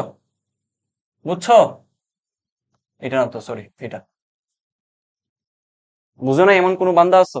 এটা দেখা মাত্র মাথায় আসবে ভাইয়া জুলে প্রকাশ করব, তাহলে কি আমরা ইউজ করব এটা ই ইকুয়ালস টু এমসি স্কয়ার। ওরে বাপরে বাপ, থিওরি অফ রিলেটিভিটিতে চলে যাচ্ছে পোলাপান। তাহলে এই এই হচ্ছে আমাদের আইনস্টাইন, থিওরি অফ রিলেটিভিটিতে পোলাপান চলে যাচ্ছে। আরে ভাই, থিওরি অফ রিলেটিভিটিতে কখন যাবে, সিম্পল অবস্থায় কি চলে যাবে? এটা সিম্পল একটা ম্যাথ, এখানে তো রিলেটিভিটি আসবে না। নেক্সট, এটা আসছে কবে, এটা আসছে জেইউতে 15-16-তে। একটি লন রুলার টানা ও ঠেলার জন্য অনুভূমিকের সাথে 30 ডিগ্রি কোণে 20 নিউটন বল প্রয়োগ করা হলো। টানার সময় ওজন ঠেলার অপেক্ষায় কম হবে, কতটুকু কম হবে এটাই আমাদেরকে বের করতে বলছে। মানে টানা অপেক্ষা ঠেলার মধ্যে ডিফারেন্সটা কতটুকু এটা বের করতে বলছে। তাহলে আমি নিউটনিয়ান বলবিদ্যার মধ্যে তোমাদেরকে এই লন সংক্রান্ত টানা এবং ঠেলার সম্পূর্ণ কনসেপ্ট বুঝাই দিছি। সো আমি জাস্ট এখানে তোমার সূত্রটা অ্যাপ্লাই করবো, জাস্ট সূত্রটা অ্যাপ্লাই করবো। বুঝছো? তুমি আগের ক্লাসটা করো, যেহেতু আগের ক্লাসে কষ্ট করে বুঝাইছি এখন আবার বুঝাবো না। তো মূলত যেটা হইতো সেটা হলো, যখন টানা হইতো, টানার ক্ষেত্রে সূত্র কি ছিল, টানতেছে তাই না, টানার ক্ষেত্রে সূত্র ছিল W minus F sine theta, ওজনটা থেকে এটা মাইনাস হইতো। যখন ঠেলা, ঠেলার ক্ষেত্রে সূত্র কি ছিল, ঠেলার ক্ষেত্রে আমাদের ডাব্লিউ এর সাথে এটা যোগ হইতো F sine theta. That's it, এটা জাস্ট মুখস্থ করো। এখন আমাদেরকে বলছে তাদের মধ্যে যে পরিবর্তনটুকু মানে অপেক্ষা কত কম হবে, তাহলে সেক্ষেত্রে আমাদের এটা হবে simple W plus F sine theta minus W, W মানে একটা থেকে একটা মাইনাস যাবে তাই না, ডিফারেন্সটা বের করতে চাইলে minus sine theta F sine theta. তাহলে আলটিমেটলি এখান থেকে আমরা পাবো, তাহলে ডাব্লিউ ডাব্লিউ কাটা থাকবে হচ্ছে 2 F sine theta, that means 2 into F মানে কত 20 নিউটন ইন্টু সাইন থিটার মান কত? হাফ। তাহলে হাফ দিয়ে এটা এটা বাদ গেল, তাহলে আলটিমেটলি থাকতেছে কত? 20 নিউটন। ঠিক আছে, দেখো এটা 7 কলেজে আসছে ডিউতে 20-21-এ একটি দালানের ছাদের সাথে 5 মিটার লম্বা একটি মই অনুভূমিকের সাথে 30 ডিগ্রি কোণ করে আছে। তারপর 30 কেজি ভরের একটি বালক 10 কেজি ভরের একটি বস্তু নিয়ে 30 সেকেন্ডে কি করছে? সরি, হ্যাঁ, ছাদে উঠে। তাহলে বালকটির কৃতকাজের পরিমাণ কত? সো এই ধরনের প্রবলেমে কনফিউশন অনেক বেশি তৈরি হয়, তাই না? যে ভাইয়া cos থিটা হবে নাকি sin থিটা হবে। তোমাদেরকে একটু আগেও আমি একটা প্রবলেম দেখাইছি, অলওয়েজ এখানে কি হবে? sin থিটাই হবে। তাহলে মাথায় রাখবা, যখন মই সংক্রান্ত কিছু একটা আসবে যে সামথিং কোণে নিচে মানে ভূমির সাথে কোণ করতেছে, উপরে না, কিন্তু উপরে হলে কিন্তু cos থিটা হবে। ভূমির সাথে কোণ করে উঠতেছে, সেই ক্ষেত্রে অলওয়েজ মাথায় রাখবা সূত্র হচ্ছে W equals two FS cos, cos হবে না, sin থিটা। আগেও দেখাইছি তোমাদেরকে, সো ওইটা একটু দেখে নিও। তাহলে F মানে হচ্ছে এখানে mg sin থিটা। তাহলে m এখানে কত? m হচ্ছে 30 প্লাস 10, তারপর হচ্ছে s কত? 5 into sin theta, sin 30 degree. Okay, তাহলে এখানে হবে কত? 40 into 9.8 into 5 into sin 30 degree মান হচ্ছে হাফ। তাহলে এখান থেকে যদি একটু কাটাকাটি করি আমি, তাহলে 2 দিয়ে 40-কে ভাগ করলে হবে কত? 20। তাহলে এখানে আমি যদি একটু কাহিনী করি তাহলে কি হবে দেখো তো, 2 ইন্টু এখানে 9.8 ইন্টু 10 কত হয়? 98 ইন্টু কত? 5, তাই না?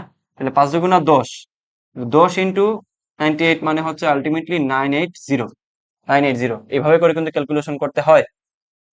980 আনসার, 980 জুল। বোঝা গেছে? দেখো এটা কতবার আসছে, খুলনা ইউনিভার্সিটি, সাস্ট, তারপর জাস্ট, অনেকবার আসছে, অনেকগুলো ইউনিভার্সিটিতে। সো এটা খুবই ইম্পর্টেন্ট, তোমাদের সময় আসতে পারে। মনোযোগ দিয়ে দেখো, 25 নিউটন বল কোন স্প্রিং কে টেনে 10 সেন্টিমিটার বৃদ্ধি করে স্প্রিং কে 6 সেন্টিমিটার প্রসারিত করতে কত কাজ সম্পন্ন হয়? তাহলে আমাদেরকে একটা শর্ত দিছে, দিয়ে বলতেছে আমাদেরকে কাজটা বের করতে। তার মানে কি, স্প্রিং এর ক্ষেত্রে আমাকে প্রথম শর্ত থেকে কে এর মানটা বের করতে হবে। তাহলে আমরা জানি F equals to K x, তাই না? তাহলে এখান থেকে আমরা কে এর মানটা বের করতে পারি, K equals to F divided by X. তাহলে F এর মান কত এখানে? 25 নিউটন। আচ্ছা, আমরা এটা মান পরে বসাই, এক্স টাকে আমরা x1 ধরলাম। ওকে, তাহলে এবার আমরা কাজের সূত্র থেকে জানি W equals to half of K X square, তাই না? তাহলে হাফ অফ, এই যে এখানে কে যেটা আছে এটা আমরা পাইছি কত? পাইছি হচ্ছে এফ বাই এক্স ইন্টু এখানে হচ্ছে আমাদের এক্স স্কোয়ার। একটু খেয়াল করো, হাফ ইন্টু এফ কত? 25 ডিভাইডেড বাই এক্স এর মান হচ্ছে 10 সেন্টিমিটার। দ্যাট মিনস এখানে x1 হবে, তাই না? 10 সেন্টিমিটার। এখান থেকে তো আমরা মূলত হচ্ছে আমরা এখান থেকে কে এর মানটা বের করবো। তাহলে 0.1 ইন্টু এক্স স্কোয়ার মানে হচ্ছে 0.06, যেহেতু 6 সেন্টিমিটার স্কোয়ার। তাহলে ভাইয়া এটার ক্ষেত্রে আমরা কিভাবে ক্যালকুলেশনটা করব? হাতে হাতে কিভাবে ক্যালকুলেশনটা করবো একটু খেয়াল করে, এখানে আছে কত? এখানে হাফ ইন্টু, একটু খেয়াল করো, 25 আছে, তাই না? তাহলে 25 এখানে হচ্ছে তোমার 0.1, 0.1 মানে হচ্ছে অ্যাকচুয়ালি 0.1 মানে হচ্ছে অ্যাকচুয়ালি তোমার 1 ডিভাইডেড বাই 10। তাহলে উপরে 10 চলে গেলে এখানে হবে 250। ওকে, ইন্টু এখানে হচ্ছে তোমার কত? 36 ইন্টু 10⁻⁴, 36 ইন্টু 10⁻⁴। তাহলে এখান থেকে আমরা কি কি করতে পারি? 2 দিয়ে যদি আমি এটাকে ভাগ করি এটা হবে 18, তাই তো? তাহলে এখান থেকে যদি আমরা জিনিসটা একটু খেয়াল করি, তাহলে দেখো এখান থেকে একটা শূন্য বাদ গেলে এখানে থাকবে 10⁻³ তাই তো? তাহলে 25 ইন্টু 18 ডিভাইডেড বাই 10⁻³ মানে হচ্ছে অ্যাকচুয়ালি 0.45। এই যে দেখো 25 ইন্টু 18 গুণ করো, কত হয়? গুণ করে দেখো কত হয়। ডিভাইডেড বাই হচ্ছে তোমার 10⁻³ মানে এটাকে তুমি আবার 1000 দিয়ে ভাগ করো, তাহলে হবে তোমার অ্যাকচুয়ালি 4500। ওইদিকে হচ্ছে তোমার 1000 দিয়ে ভাগ করলে 0.45। তাহলে আনসার হচ্ছে 0.45 জুল। বোঝা গেছে? এটা সিম্পল ব্যাপার, ভেরি সিম্পল। তোমরা নিজেরাও এটা কিন্তু হাতে হাতে করতে পারবা। নেক্সট কি বলছে দেখো, 25 কেজি ভর বিশিষ্ট একটি বালক 1.5 মিনিট 2.5 কেজি ভর বিশিষ্ট একটি বোঝা নিয়ে 18 মিটার উঁচু বাড়ির ছাদে উঠলো। বালকটি কি হারে কাজ করলো? তাহলে আমাদেরকে এখন বলতেছে কি হারে কাজ করলো। তার মানে কি হারে মানে হচ্ছে আমাদেরকে কি বলছে? পাওয়ারটা বের করতে। মানে আমরা জানি কি P equals to W divided by T, এটাই তো আমাদের পাওয়ারের কাজ, তাই না? তাহলে এখান থেকে আমরা একটু খেয়াল করো তো, W মানে জানি কি mg/h ডিভাইডেড বাই টি। তাহলে m ড্যাশ মানে হচ্ছে এখানে দেখো কি বলছে আমাদেরকে, বলছে তোমার 20 কেজি এবং 2.5, that means 20 plus 2.5 into 9.8 into আমাদেরকে এইচ এর মান কত দিছে, 18 মিটার উঁচু, 18 মিটার উঁচু। তাহলে বলছে কত, আমাদেরকে আর কিছু দিছে 1.5 মিনিট, মানে হচ্ছে 1.5 ইন্টু কত, 1 মিনিট মানে হচ্ছে 60 সেকেন্ড। তাহলে এটা তুমি যদি একটু সলভ করো, এটা যদিও তোমার একটু হাতে হাতে ক্যালকুলেশন করাটা একটু কঠিন ব্যাপার। সো পরীক্ষা তোমাকে নিশ্চয়ই টিচাররা, এটা আসছে 12-13-তে, ঠিক আছে, পরীক্ষায় নিশ্চয়ই তোমাকে এই ধরনের প্রবলেম দিলে ওই মানগুলো দেওয়া হবে যেগুলো তুমি হাতে ক্যালকুলেশন করে ফেলতে পারবা। এটা আনসার হবে 44.1। নেক্সট দেখো, এটা সাস্টে আসছে একটা প্রবলেম 18-19-এ, যখন ইঞ্জিনিয়ারিং টাইপের কোশ্চেন হইতো, তোমাদের সময় এখন ইঞ্জিনিয়ারিং হবে। বলছে একটি কণার উপর প্রযুক্ত বল F of X equals to 6x² plus 2 newton, কণাটি x 0 মিটার অবস্থান থেকে x ইকুয়ালস টু 2 মিটার অবস্থানে সরে গেলে প্রযুক্ত বল কর্তৃক কৃত কাজ কত। এটা আমি দুই ভাবে সলভ করে দিব তোমাদেরকে। প্রথমত দিব হচ্ছে নর্মাল ওয়েতে, ক্যালকুলেটর ছাড়া, তারপর দিব তোমাদেরকে ক্যালকুলেটর দিয়ে কিভাবে বের করতে হয়। প্রথমত হচ্ছে একটু খেয়াল করো, আমাদেরকে বলছে এক্স থেকে 0 থেকে 2 মিটার, তার মানে আমাদেরকে কি ক্ষুদ্র একটা মান দেওয়া আছে এবং একটা এরিয়া দেওয়া আছে। তাহলে অবশ্যই অবশ্যই আমাদেরকে যেহেতু বলছে কৃত কাজ বের করতে, তার মানে পুরাটার মোট কাজটুকুই হবে তার পুরাটুকুর কাজ। তার মানে এই হচ্ছে একটা বিন্দু, এই হচ্ছে আরেকটা বিন্দু, এটা শুরু হচ্ছে x ইকুয়ালস টু 0, শেষ হচ্ছে x ইকুয়ালস টু 2 মিটার। তাহলে মাঝখানে যে কাজটুকু হচ্ছে ওইটা আমাদের কি পুরাটা সামেশন যেটা হবে ওইটাই হবে তাদের মোট কাজ। তাহলে আমরা অবশ্যই এটা জানি। এটার ক্ষেত্রে আমাদের ইউজ করতে হবে ইন্টিগ্রেশন অফ, এখানে কোথা থেকে শুরু হয়েছে, x ইকুয়ালস টু 0 থেকে x ইকুয়ালস টু কততে, 2। তাহলে আমরা অবশ্যই এটা জানি কাজের ক্ষেত্রে যে w ইকুয়ালস টু কি হবে, এফ এস বা এফ এক্স, তাই না? তাহলে ক্ষুদ্র অংশের ক্ষেত্রে D W equals two F D x. তাহলে আমরা যদি ইন্টিগ্রেশন করি উভয় দিকে, তাহলে আলটিমেটলি এটা হবে W equals two integration of F D x. বোঝা গেছে? তাহলে আমরা যদি এটা করি তাহলে হবে এফ ডি এক্স, এটা হচ্ছে আমাদের ডাব্লিউ। ওকে, তাহলে এখান থেকে আমরা এফ মানে কি ছিল, এফ ছিল হচ্ছে তোমার 6x² প্লাস 2 প্লাস 2, এটা হচ্ছে তোমার 0 থেকে কত 2 পর্যন্ত ডিএক্স। তাহলে এখান থেকে যদি আমরা একটু বের করার চেষ্টা করি, দেখো 6x², তাই না? তাহলে 6 × x⁻³ divided by cube plus 2x। তাহলে এখানে যে আমরা লিমিটটা বসাই 0 থেকে 2, তাহলে একটু খেয়াল করো, এখান থেকে হবে মূলত এই যে যদি ভাগ করি তাহলে এটা হবে 3 দুগুণা 6, তাহলে 2x³ মানে হচ্ছে 2 × 8 প্লাস 2 × 2, দ্যাট মিনস 8 দুগুণা 16 প্লাস হচ্ছে 4, দ্যাট মিনস হচ্ছে 20। আর 0 মানে দুইটাই 0 হয়ে যাবে, তার মানে এখানে আনসার হচ্ছে কত, 20 জুল। আনসার হচ্ছে 20 জুল। তাহলে ভাই এটা কিভাবে ক্যালকুলেটর দিয়ে বের করা যায়, তাহলে আমি তোমাদেরকে একটু ক্যালকুলেটর দিয়ে বের করে দিচ্ছি, একটু খেয়াল করো। 991 ক্যালকুলেটর।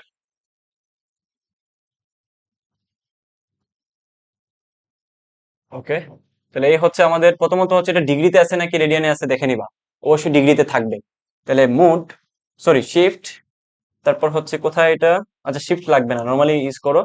তাহলে আমাদের এখানে 6 আলফা x² প্লাস 2, লিমিট কি কি আছে 0 থেকে 2 পর্যন্ত, সিম্পলি আনসার চলে আসবে 20। এই যে দেখো 20, দেখছো, সিম্পল। তাহলে তোমরা ক্যালকুলেটর দিয়ে এটা ইউজ করতে পারো, যেহেতু তোমাদের সাসটা এখন ক্যালকুলেটর ইউজ করতে দেয়, সো তোমরা এটা ক্যালকুলেটর ইউজ করেই বের করে দিয়ে আসবা। বাই দ্য ওয়ে, আমাদের কিন্তু SAS plus varsity course already launching হয়ে গেছে আমাদের, যেমনটা কথা ছিল 14 তারিখ থেকে আমাদের ক্লাস শুরু হওয়ার। সো তোমরা যারা এখনো ভর্তি হও নাই, যখনই ক্লাসটা দেখো অবশ্যই ভর্তি হয়ে যাও। তোমরা অবশ্যই ক্লাস যেগুলো হবে এগুলো রেকর্ড পাওয়া যাবে, যখনই ভর্তি হবা তখনই কিন্তু রেকর্ড পাবা। আর মাত্র 1000 টাকা আমাদের কোর্সের দাম, বাজারের সব থেকে কম মূল্যে। এবং সাস্টের মানে কি, সাস্টের আলাদা ওরিয়েন্টেড ক্লাস দিব যেখানে শুধু ইঞ্জিনিয়ারিং টাইপের কোশ্চেন থাকবে। ভার্সিটির ক্লাস আমরা আবার ভার্সিটির মতো করে দিব, যেখানে শুধু শর্টকাট ইউজ করে তোমাকে ফর্মুলাগুলো ইউজ করে কিভাবে ক্যালকুলেটর ছাড়া হ্যান্ড ক্যালকুলেশন দিয়ে বের করতে হয় ওগুলো শেখানো হবে। ওকে, তো দেখো এই প্রবলেমটা আমাদের সাস্টে 12-13-তে আসছিল। কে স্প্রিং রূপকের একটি স্প্রিং কে টেনে লম্বা করা হলো, দ্বিতীয় একটি স্প্রিং কে এর অর্ধেক পরিমাণ লম্বা করতে দ্বিগুণ কাজ করতে হয়, দ্বিতীয় স্প্রিং এর স্প্রিং ধ্রুবক কত। দ্যাট মিনস আমাদেরকে বের করতে বলছে স্প্রিং ধ্রুবক কত, তার মানে কি দুইটা আলাদা উপাদানের দুইটা স্প্রিং নিয়ে তারা কাজ করছে, দেড়শাই তাদের কে বা স্প্রিং ধ্রুবকের মান কিন্তু আলাদা হয়েছে দুইটা, তাই না? কারণ আমরা আগের স্লাইড গুলাতে দেখছি অ্যাকচুয়ালি যে স্প্রিং ধ্রুবকের মান তার উপাদানের উপর নির্ভর করতেছে, মেটেরিয়ালের উপাদানের উপরে। দেড়শাই এখানে কিন্তু বোঝাই যাচ্ছে যে দুইটা আলাদা মেটেরিয়াল। সো আমাদের গিভেন কি কি দেওয়া আছে একটু খেয়াল করো। এখানে বলছে যে কাজটা তোমার দ্বিতীয়টার ক্ষেত্রে দ্বিগুণ হয়, কিন্তু স্প্রিংটা হচ্ছে দ্বিতীয়টার ক্ষেত্রে অর্ধেক হয়ে যায়। অর্ধেক করতে গেলে আমার কি পরিমাণ কাজ করতে হচ্ছে? দ্বিগুণ কাজ করতে হচ্ছে। সো আমাদের কে টুটার মানটা কি হবে, এটাই আমাদেরকে বলছে বের করার জন্য, বা কে এর মধ্যে সম্পর্কটা কি। তো আমরা সিম্পলি এটা ধরে নিচ্ছি, একটু খেয়াল করো। মনে করো যে আমরা প্রথমটার ক্ষেত্রে x1 ধরে নিচ্ছি, এবং কাজটা হচ্ছে w1, এবং আমাদের হচ্ছে ধ্রুবকটা হচ্ছে ধরে নিলাম জাস্ট k1, অথবা শুধুমাত্র কে ধরে নাম প্রথমটার ক্ষেত্রে। সো দ্বিতীয়টার ক্ষেত্রে আমাদের হবে x2। x2টা আমাদের বলছে অর্ধেক হচ্ছে কার? প্রথমটার। দেয়ারফর আমাদের কাজ যেটা আছে, কাজ w2 ইকুয়ালস টু হবে প্রথমটার দ্বিগুণ, that means 2 into w1। So সেই ক্ষেত্রে আমরা সবাই এই সূত্রটা জানি। কাজের ক্ষেত্রে সূত্র ছিল w equals to half of K into X square. Okay, তো এখন যেহেতু আমাদের কাছে দুইটা রাশি আছে, আমরা জাস্ট কি করব? তুলনা করে দিব। তাহলে ভাগ করে দিব w2 divided by w1, that means w2 ছিল 2 into w1 divided by w1 equals to half of K, প্রথমটার জন্য কে থাকলো, আর দ্বিতীয়টার ক্ষেত্রে আমাদের এটা ধরে নিচ্ছি কে ওয়ান। ওকে, তাহলে প্রথমটার জন্য কে থাকলো, দ্বিতীয়টার জন্য স্কোয়ার, মানে হচ্ছে এটুকুর উপরে square, that means 1/4 into x1 whole square. তারপর হচ্ছে নিচে হবে হাফ অফ কি, কে ওয়ানটা ধরে নিচ্ছি। আচ্ছা, আমরা একটা ভুল লিখে ফেলছি, ওয়েট ওয়েট, এখানে হবে মূলত কে ওয়ান, আর এটা হবে মূলত জাস্ট কে। ওকে, ইন্টু এখানে কি হবে, x1 স্কোয়ার। x1 স্কোয়ার, এখন আমরা কাটাকাটি করে দিব। কাটাকাটি করে দিলে এখানে হাফ কে ওয়ান, কে ওয়ান তো যাবে না, হাফ হাফ কাটা যাবে, তারপর x1 কাটা যাবে। তাহলে এখান থেকে আমাদের আর কি কি বলতে পারে একটু খেয়াল করো তো। এখানে আছে তোমার এই যে এটা এটা কাটা গেল, দ্যাট মিন্স এখানে থাকলো 2 ইকুয়ালস টু, উপরে ছিল কে ওয়ান ইন্টু 1/4, নিচে হচ্ছে আমাদের কি, নিচে আমাদের কিছু আছে, জাস্ট আমাদের নিচে হচ্ছে কে। ওকে, তাহলে আমরা যদি একটু এইভাবে সলভ করে নেই, তাহলে কি হবে? তাহলে 1/4 কে ওয়ান ইকুয়ালস টু হবে 2k।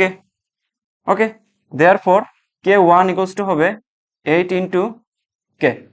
তাহলে আমরা বুঝতে পারতেছি যে অ্যাকচুয়ালি কি হবে, 8 গুণ হয়ে যাবে। কি হবে? তার দ্বিতীয়টা হচ্ছে প্রথমটার 8 গুণ হয়ে যাবে। তার আনসার হচ্ছে 8 ইন্টু কে। বোঝা গেছে? সিম্পল থিং, আহামরি কঠিন কিছু না।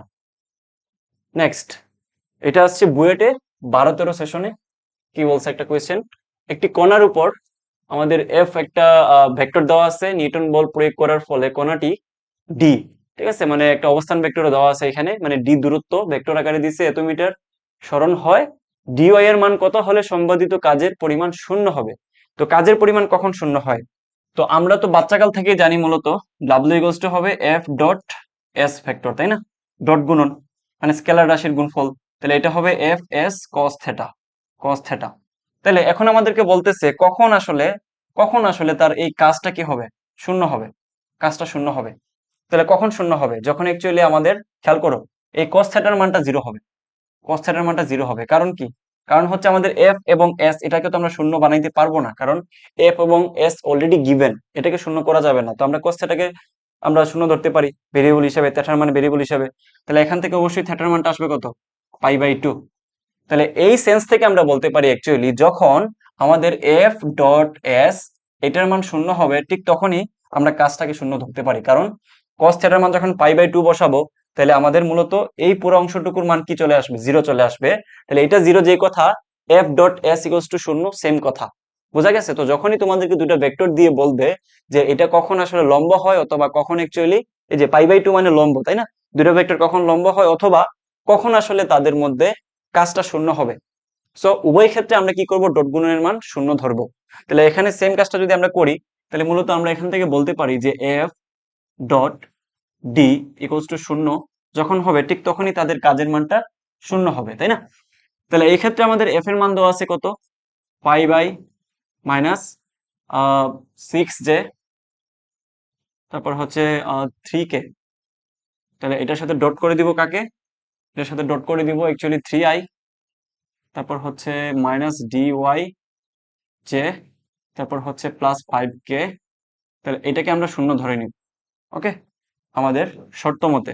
তাহলে এখান থেকে একটু খেয়াল করো তো, ডট গুণনের ক্ষেত্রে আমরা কি জানি, 3×5 = 15, 3×5 = 15, তারপর হচ্ছে ডি ওয়াই, মানে 6 dy, -6 dy, তাই তো, 6 ছিল, হ্যাঁ। তারপর হচ্ছে আবার 3×5 = 15, তাহলে 15 ইকুয়ালস টু এটা 0 হবে। তাহলে এখান থেকে আমরা একটু দেখো তো 15 দুগুণে 30, that means 6 dy equals to হবে 30, that means dy equals to হবে কত, 5 6 30। তাহলে আনসার হচ্ছে আমাদের dy এর মানটা 5, dy এর মানটা কি হবে, 5 হবে। ভেরি সিম্পল, আশা করি বুঝাইতে পারছি। নেক্সট দেখো, এটা খুবই ইম্পর্টেন্ট একটা প্রবলেম, ম্যাক্সিমাম টাইম এই ধরনের প্রবলেম চলে আসে, আগেও সেম টাইপের প্রবলেম দেখাইছি। সো এটা একটু নিজেরা সলভ করো, আমিও সলভ করে দিচ্ছি। 60 কেজি ভরের এক ব্যক্তি 6 মিটার লম্বা একটি সিঁড়ি বেয়ে নিচে নামলো। ভূমির সাথে সিঁড়ি 30 ডিগ্রি কোণ 30 ডিগ্রি কোণ অবস্থিত হলে লোকটি নিচে নামতে নিম্নলিখিত কত জুল কাজ করতে হয়েছিল। তো এই টাইপটা কিন্তু কমন টাইপ, তাই না? সো আমি এই টাইপের ক্ষেত্রে বলছিলাম, যখনই একটু লিখে নাও, যখনই ভূমির সাথে কোণ হবে, যখনই ভূমির সাথে কোণ হবে,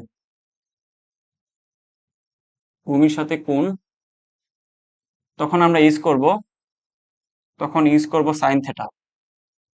একদম মুখস্থ করো, তাইলে আর পরীক্ষা হলে এত বেশি মাথা ঘামাইতে হবে না।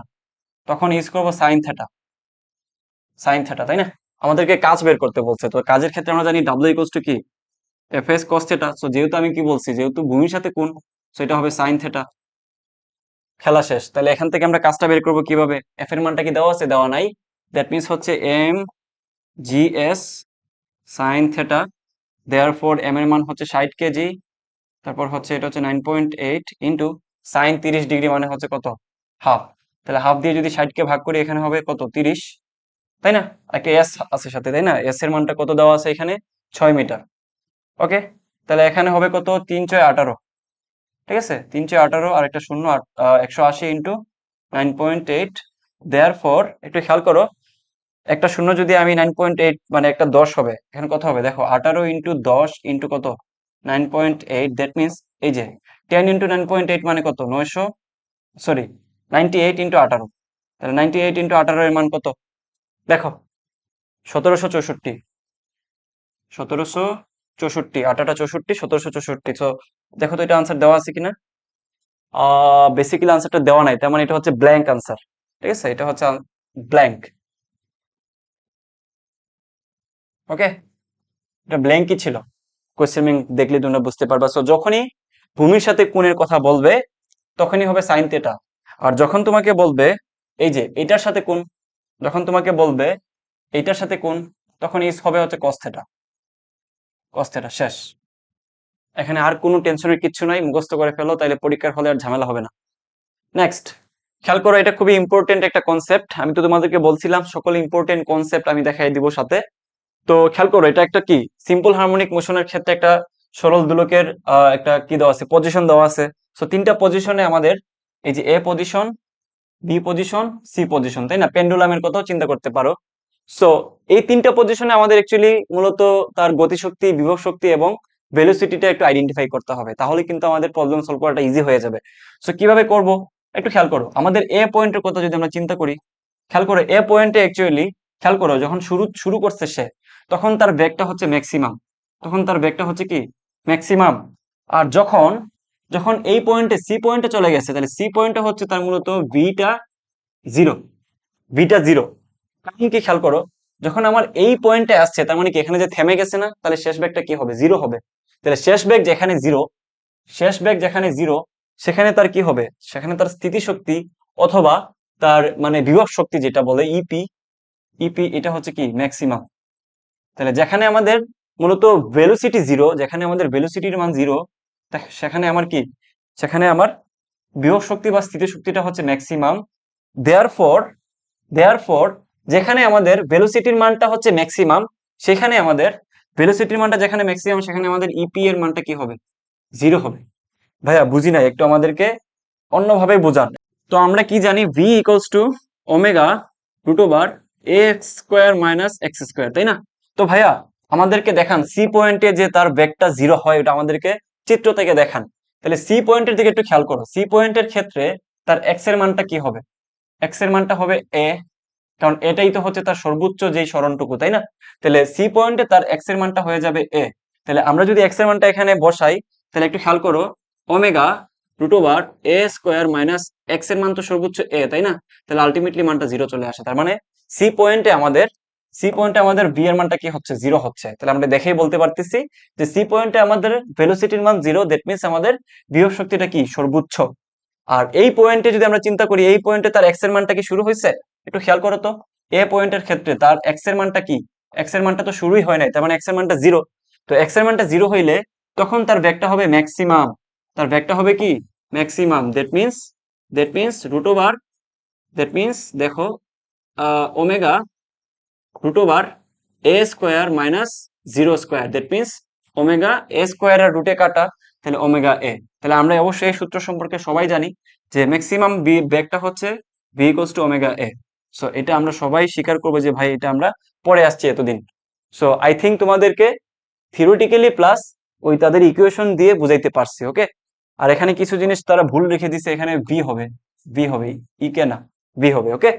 আর অ্যাকচুয়ালি তাদের যে কোনো পয়েন্টে মোট যেই শক্তিটা সেটা সবসময় সেমই থাকবে, that is call half M omega square A square, তাই না?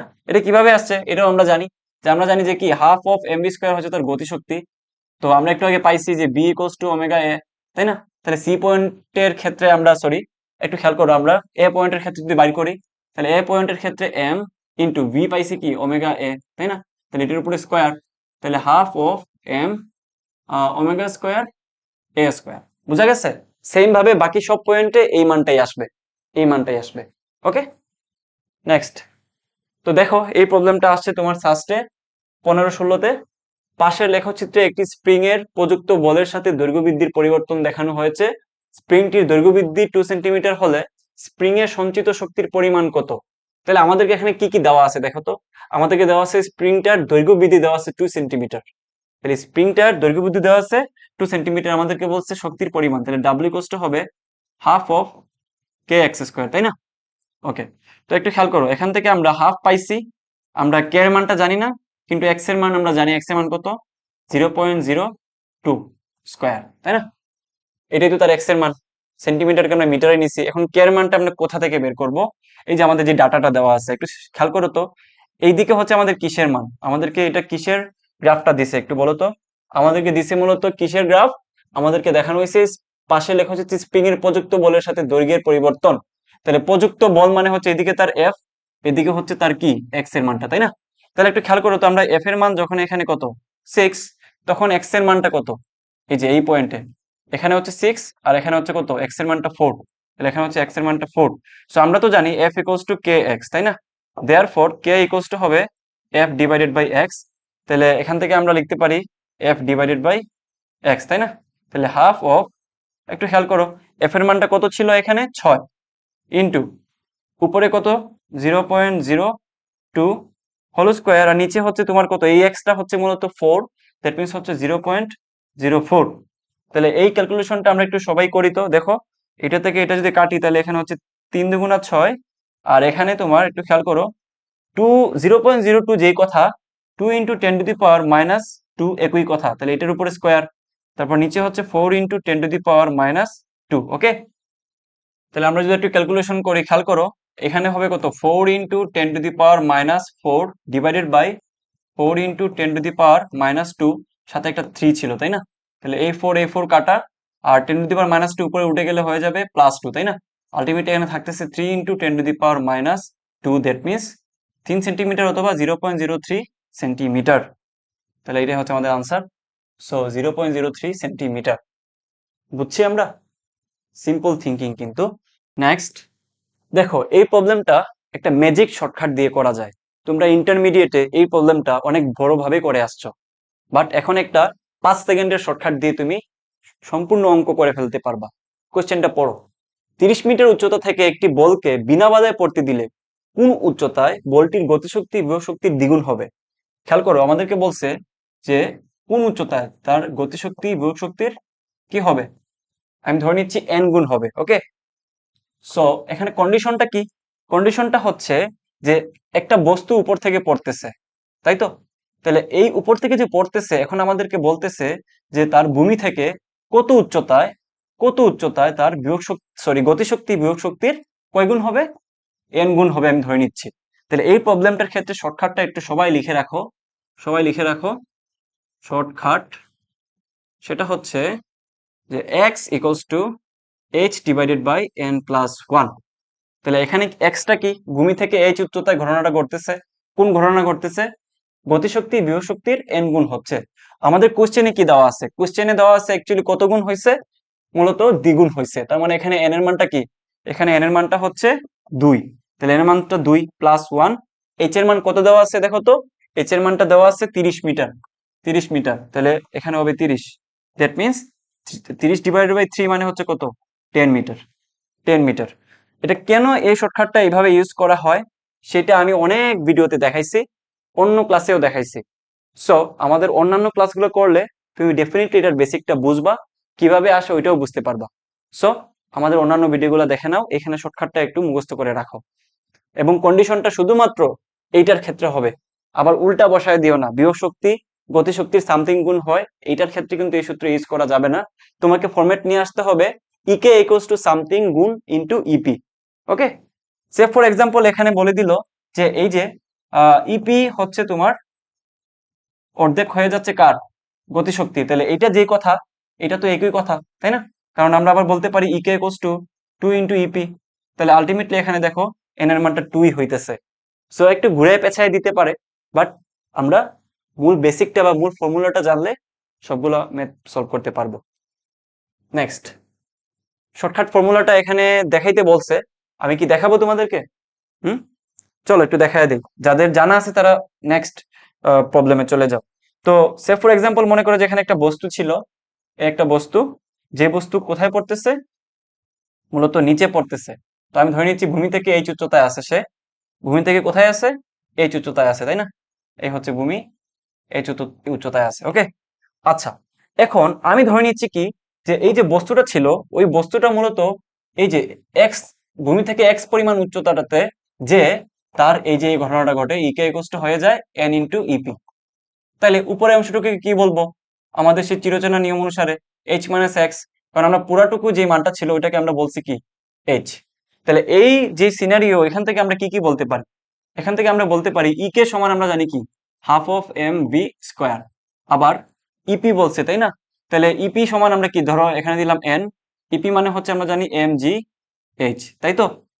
আবার এখান থেকে আমরা যদি ভেলোসিটি বের করার চেষ্টা করি, তাহলে ভি স্কোয়ার ইকুয়ালস টু ই স্কোয়ার প্লাস 2g।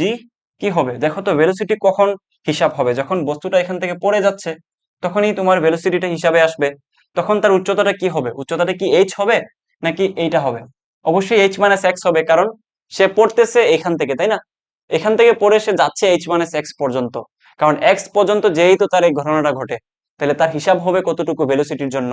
তার গতিশক্তি প্রাপ্ত হওয়ার জন্য তার এইচ মাইনাস এক্স দূরত্বটাই কাজে আসতেছে। সো এই ক্ষেত্রে আমাদের এখানে ইউজ হবে H minus x. That means দেখো আমাদের আদি বেগটা তো শূন্যই বলছে, স্থির অবস্থা ছাড়ছে এখানে, তাই না? আদি বেগটা 0। সো দেয়ারফর এখানে থাকতেছে just 2g H minus X. Okay, তাহলে এখান থেকে আমরা বলতে পারি হাফ এম বি স্কোয়ার মানে আমরা পাইছি একটু আগে 2g, কি পাইছি? H minus X. ওকে, আচ্ছা, তো এখানে n তো জায়গা থাকলো ইনটু, এখান থেকে আমরা m থাকলো জায়গায়, তারপর g জায়গা থাকলো, এইচটা কি হবে? এইচটা কি এইচ হবে নাকি এক্স হবে? কারণ দেখো ভূমি থেকে এক্স উচ্চতায়, এখানেই তো তার কি হবে?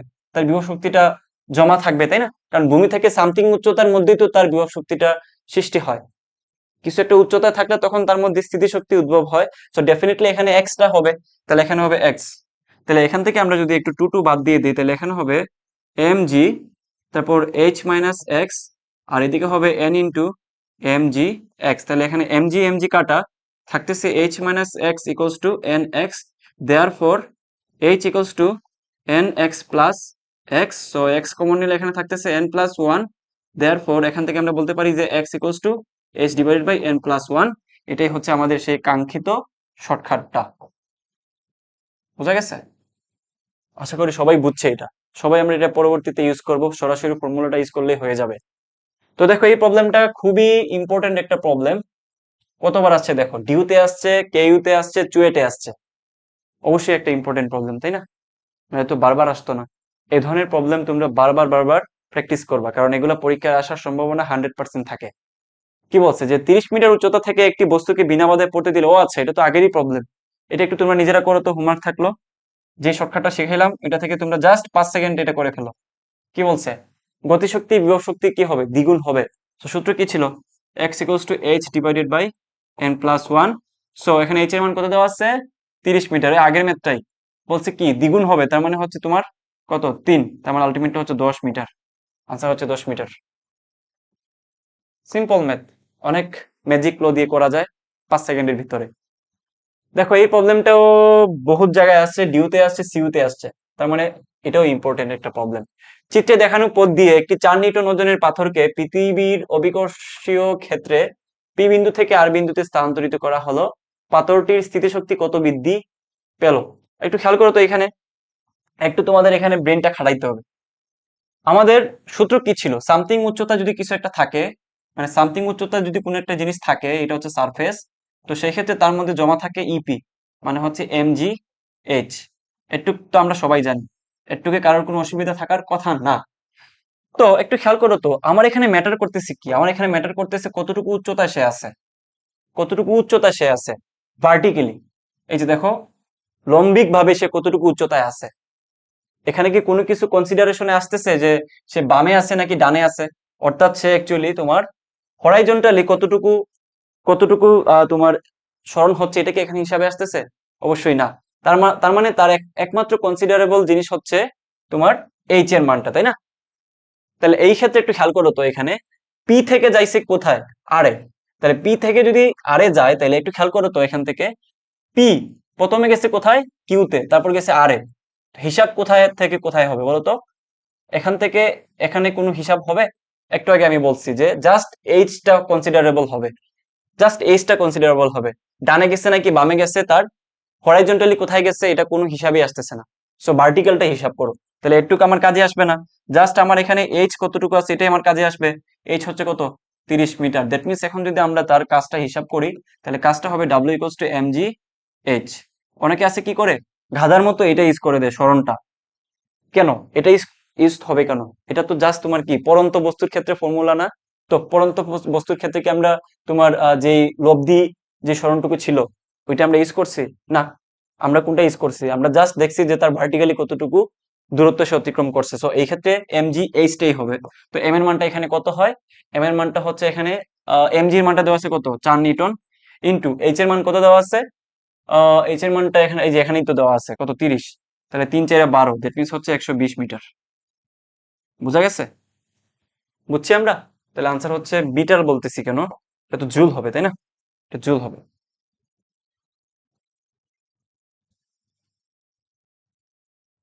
নেক্সট দেখো, এই প্রবলেমটাও অনেকবার আসছে, ডিউতে আসছে, সিউতে আসছে, দুইবার আসছে। সো এটাও খুব ইম্পর্টেন্ট একটা প্রবলেম।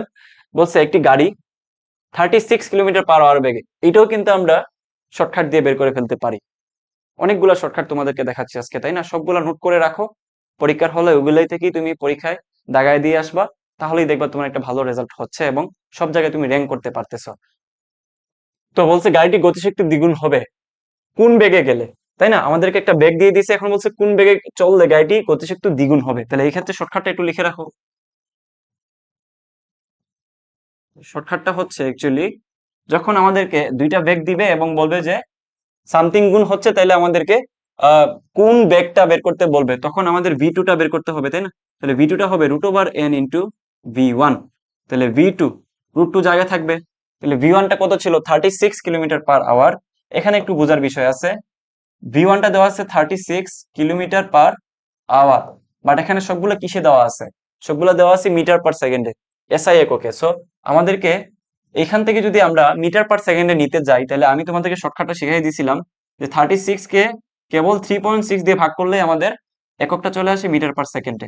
তাহলে একটু খেয়াল করো, 36 উপরে থাকলো, 3.6 কোন একটা পয়েন্টকে যখন আমরা মানে ভগ্নাংশ বাদ দিয়ে নর্মাল সংখ্যা হিসেবে প্রকাশ করতে চাই, তাইলে খেয়াল করো তো পয়েন্টস আছে তাই না, পয়েন্টটা সরাইতে আমরা কি করব, জাস্ট 10 দিয়ে ভাগ করে দিব 36 কে। তাহলে 36 কে আমরা 10 দিয়ে ভাগ করলে এই 36টা হয়ে যাবে 3.6। তার মানে 3.6 যে কথা, তাইলে 36/10 সেম কথা। তাহলে এই নিচের 10টা উঠে আসবে কোথায়, উপরের 10, আবার নিচেও 36, তাহলে 36 কাটা থাকবে শুধু 10 মিটার পার সেকেন্ড। বুঝাইতে পারছি? সো এখানে হবে তোমার 10।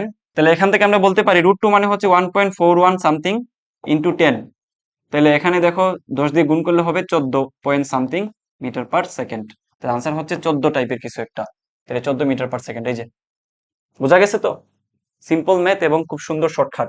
এই শর্টকাট গুলো একটু যেভাবে দেখাইছি খাতার মধ্যে তুলে রাখো, পরীক্ষার হলে অনেক বেশি কাজে দিবে।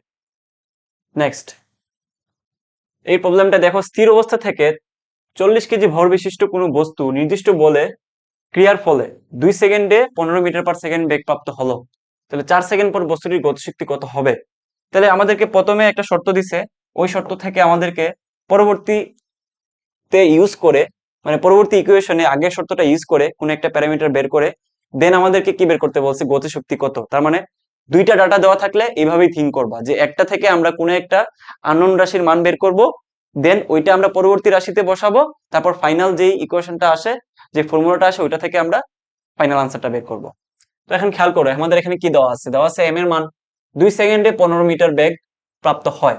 তাহলে 2 সেকেন্ডে 15 মিটার পার সেকেন্ড বেগ প্রাপ্ত হইলে তার ত্বরণ এখানে কি হবে? অবশ্যই ত্বরণ এখানে আছে, তাই না?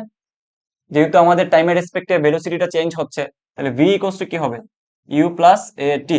এখানে একটু খেয়াল করো তো, এখানে আদি একটা জিরো, তাই না? স্থির অবস্থা থেকে যেহেতু বলছে, তাহলে এখান থেকে আমাদের এটা হবে বি ডিভাইডেড বাই টি। তাহলে বির মানটা কত দেওয়া আছে? 15 ডিভাইড বাই 2, দ্যাট মিনস হচ্ছে 7 পয়েন্ট কত 5 metre per second square. Okay, তো এখন আমরা পরেরটার দিকে খেয়াল করি। পরে বলছে কি 4 সেকেন্ডে বস্তুটির গতিশক্তি কত হবে। তাহলে 4 সেকেন্ড পরে অ্যাকচুয়ালি তার মধ্যে বেগটা কি হয়, শেষ বেগটা কি হয়, ওটা বের করতে হবে। তাহলে আবারও আমরা এখান থেকে বলতে পারি যে V equals to U plus কি হবে, এটি। তাহলে যেহেতু আমরা আগে থেকেই জানি যে তার বেগ যেটা ছিল, মানে আদি বেগ যেটা ছিল ওইটাই তার ওই বেগটা হবে, মানে এখানে যে বেগটা ছিল ওইটাই তার আদি বেগটা হবে। তাহলে এই বেগটা কত ছিল? 15। তাহলে 15 প্লাস কত এ, মানে 7.5 ইন্টু কত হয়েছে, টি বলছে, তাই না? তো টি এর মানটা আমরা কি বলছি? 2। তাহলে এখানে হচ্ছে তোমার কত, 7 দুগুণা 14, আর 2 হচ্ছে কত, অ্যাকচুয়ালি কত, 15 প্লাস 15, দ্যাট মিনস এটার মান হচ্ছে কত, 30 মিটার পার সেকেন্ড। ওকে, এখন আমাদেরকে বের করতে বলছে কি, যে তার গতিশক্তি কত, তাই না? তাহলে গতিশক্তি ই কে সমান আমরা কি জানি, half of M B square. That means half থাকলো, এম এর মান কত বলছিল, 40 কেজি, তাই না? তাহলে 40 কেজি ইন্টু ভি স্কোয়ার। তাহলে ভির মানটা আমরা পাইছি কত, 30 স্কোয়ার। ওকে, তাহলে হাফ, তাহলে হাফ দিয়ে যদি আমি এটা কাটি তাহলে থাকবে হচ্ছে কত, 20। তো আলটিমেটলি 20 ইন্টু 30 এর উপরে স্কোয়ার আছে মানে কত, 900, তাই না? তাহলে 9 দুগুণা কত, 1800। তাহলে 1 2 3, 1 2 3, তাহলে আমাদের আনসার হচ্ছে 1800 জুল। 1800 জুল। বুঝছি আমরা? সিম্পল হিসাব, কিন্তু খুব কঠিন কিছু না। পরীক্ষার হলে এগুলো খুব ইজি ভাবে বের করে দিয়ে আসা যায়। নেক্সট, এটাও কবে আসছে, সাস্টে 9-10-এ আসছে একটা প্রবলেম। একটি বস্তুকে স্থির অবস্থায় উচ্চ স্থান থেকে ছাড়া হয়েছে, বস্তুটি যখন 10 মিটার উচ্চতায় নেমেছে তখন তার গতিশক্তি সেই অবস্থার স্থিতিশক্তির অর্ধেক হয়েছে। তার মানে ওই যে আগের যে প্রবলেমটা আমি তোমাদেরকে যে শর্টকাটটা দেখাইছি ওইটাকে একটু পেঁচাইয়া দিচ্ছে। সাস্টে তোমার একটু পেঁচাইয়া দেয়। সো যেহেতু পেঁচাইয়া দিচ্ছে, এটা তোমরা নিজেরা একটু করো তো, পোজ করে। আমিও সলভ করে দিচ্ছি। আমাদেরকে কি বলছে, যে অ্যাকচুয়ালি বস্তুটি যখন 10 মিটার উচ্চতায় নেমেছে তখন তার গতিশক্তি সেই অবস্থায় স্থিতিশক্তির কত, অর্ধেক হয়েছে। বস্তুটি কত উচ্চতা হতে ছাড়া হয়েছে, এখন আমাদেরকে বলছে মূলত এইচটা বাইর করতে। বাট আমাদেরকে এখানে কিসের মান দিছে, এক্স এর মানটা দিয়ে দিছে, তাই না? আবার উল্টা কথা বলছে যে তার গতিশক্তি সেই অবস্থার স্থিতিশক্তির অর্ধেক হবে। খেয়াল করো, তাহলে ই কে ইকুয়ালস টু কি ছিল, বলছে হাফ অফ ইপি। আচ্ছা, উল্টা না, ঠিকটাই বলছে, তাই না? তো আমাদের ফর্মুলাটা কি ছিল মনে আছে? ফর্মুলাটা কি ছিল মনে আছে?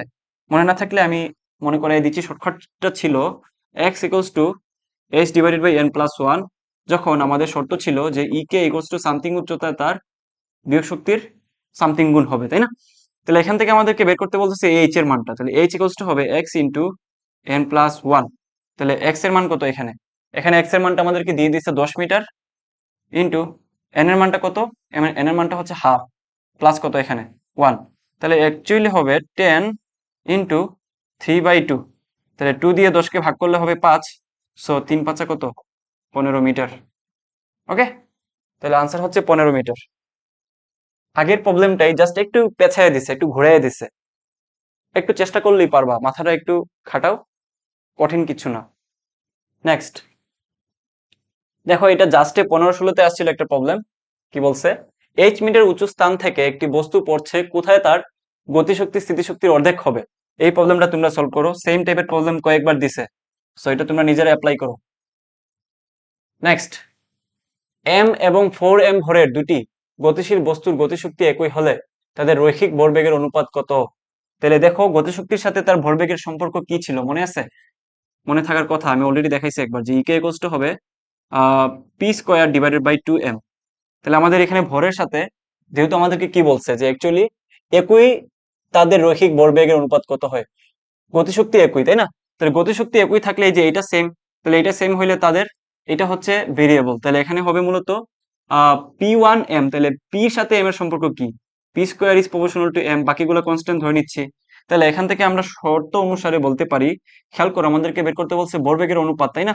তাহলে p2 square divided by p1 square equals to হবে m1 ডিভাইডেড বাই m2, তাই তো? তাহলে m1 যেটা সেটা ছিল কত?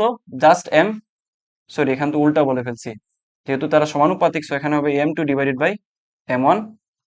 সো এখানে m2 টা হচ্ছে 4m ডিভাইডেড বাই m1 টা হচ্ছে অ্যাকচুয়ালি কত? m1 টা হচ্ছে m, তাহলে mm কাটা।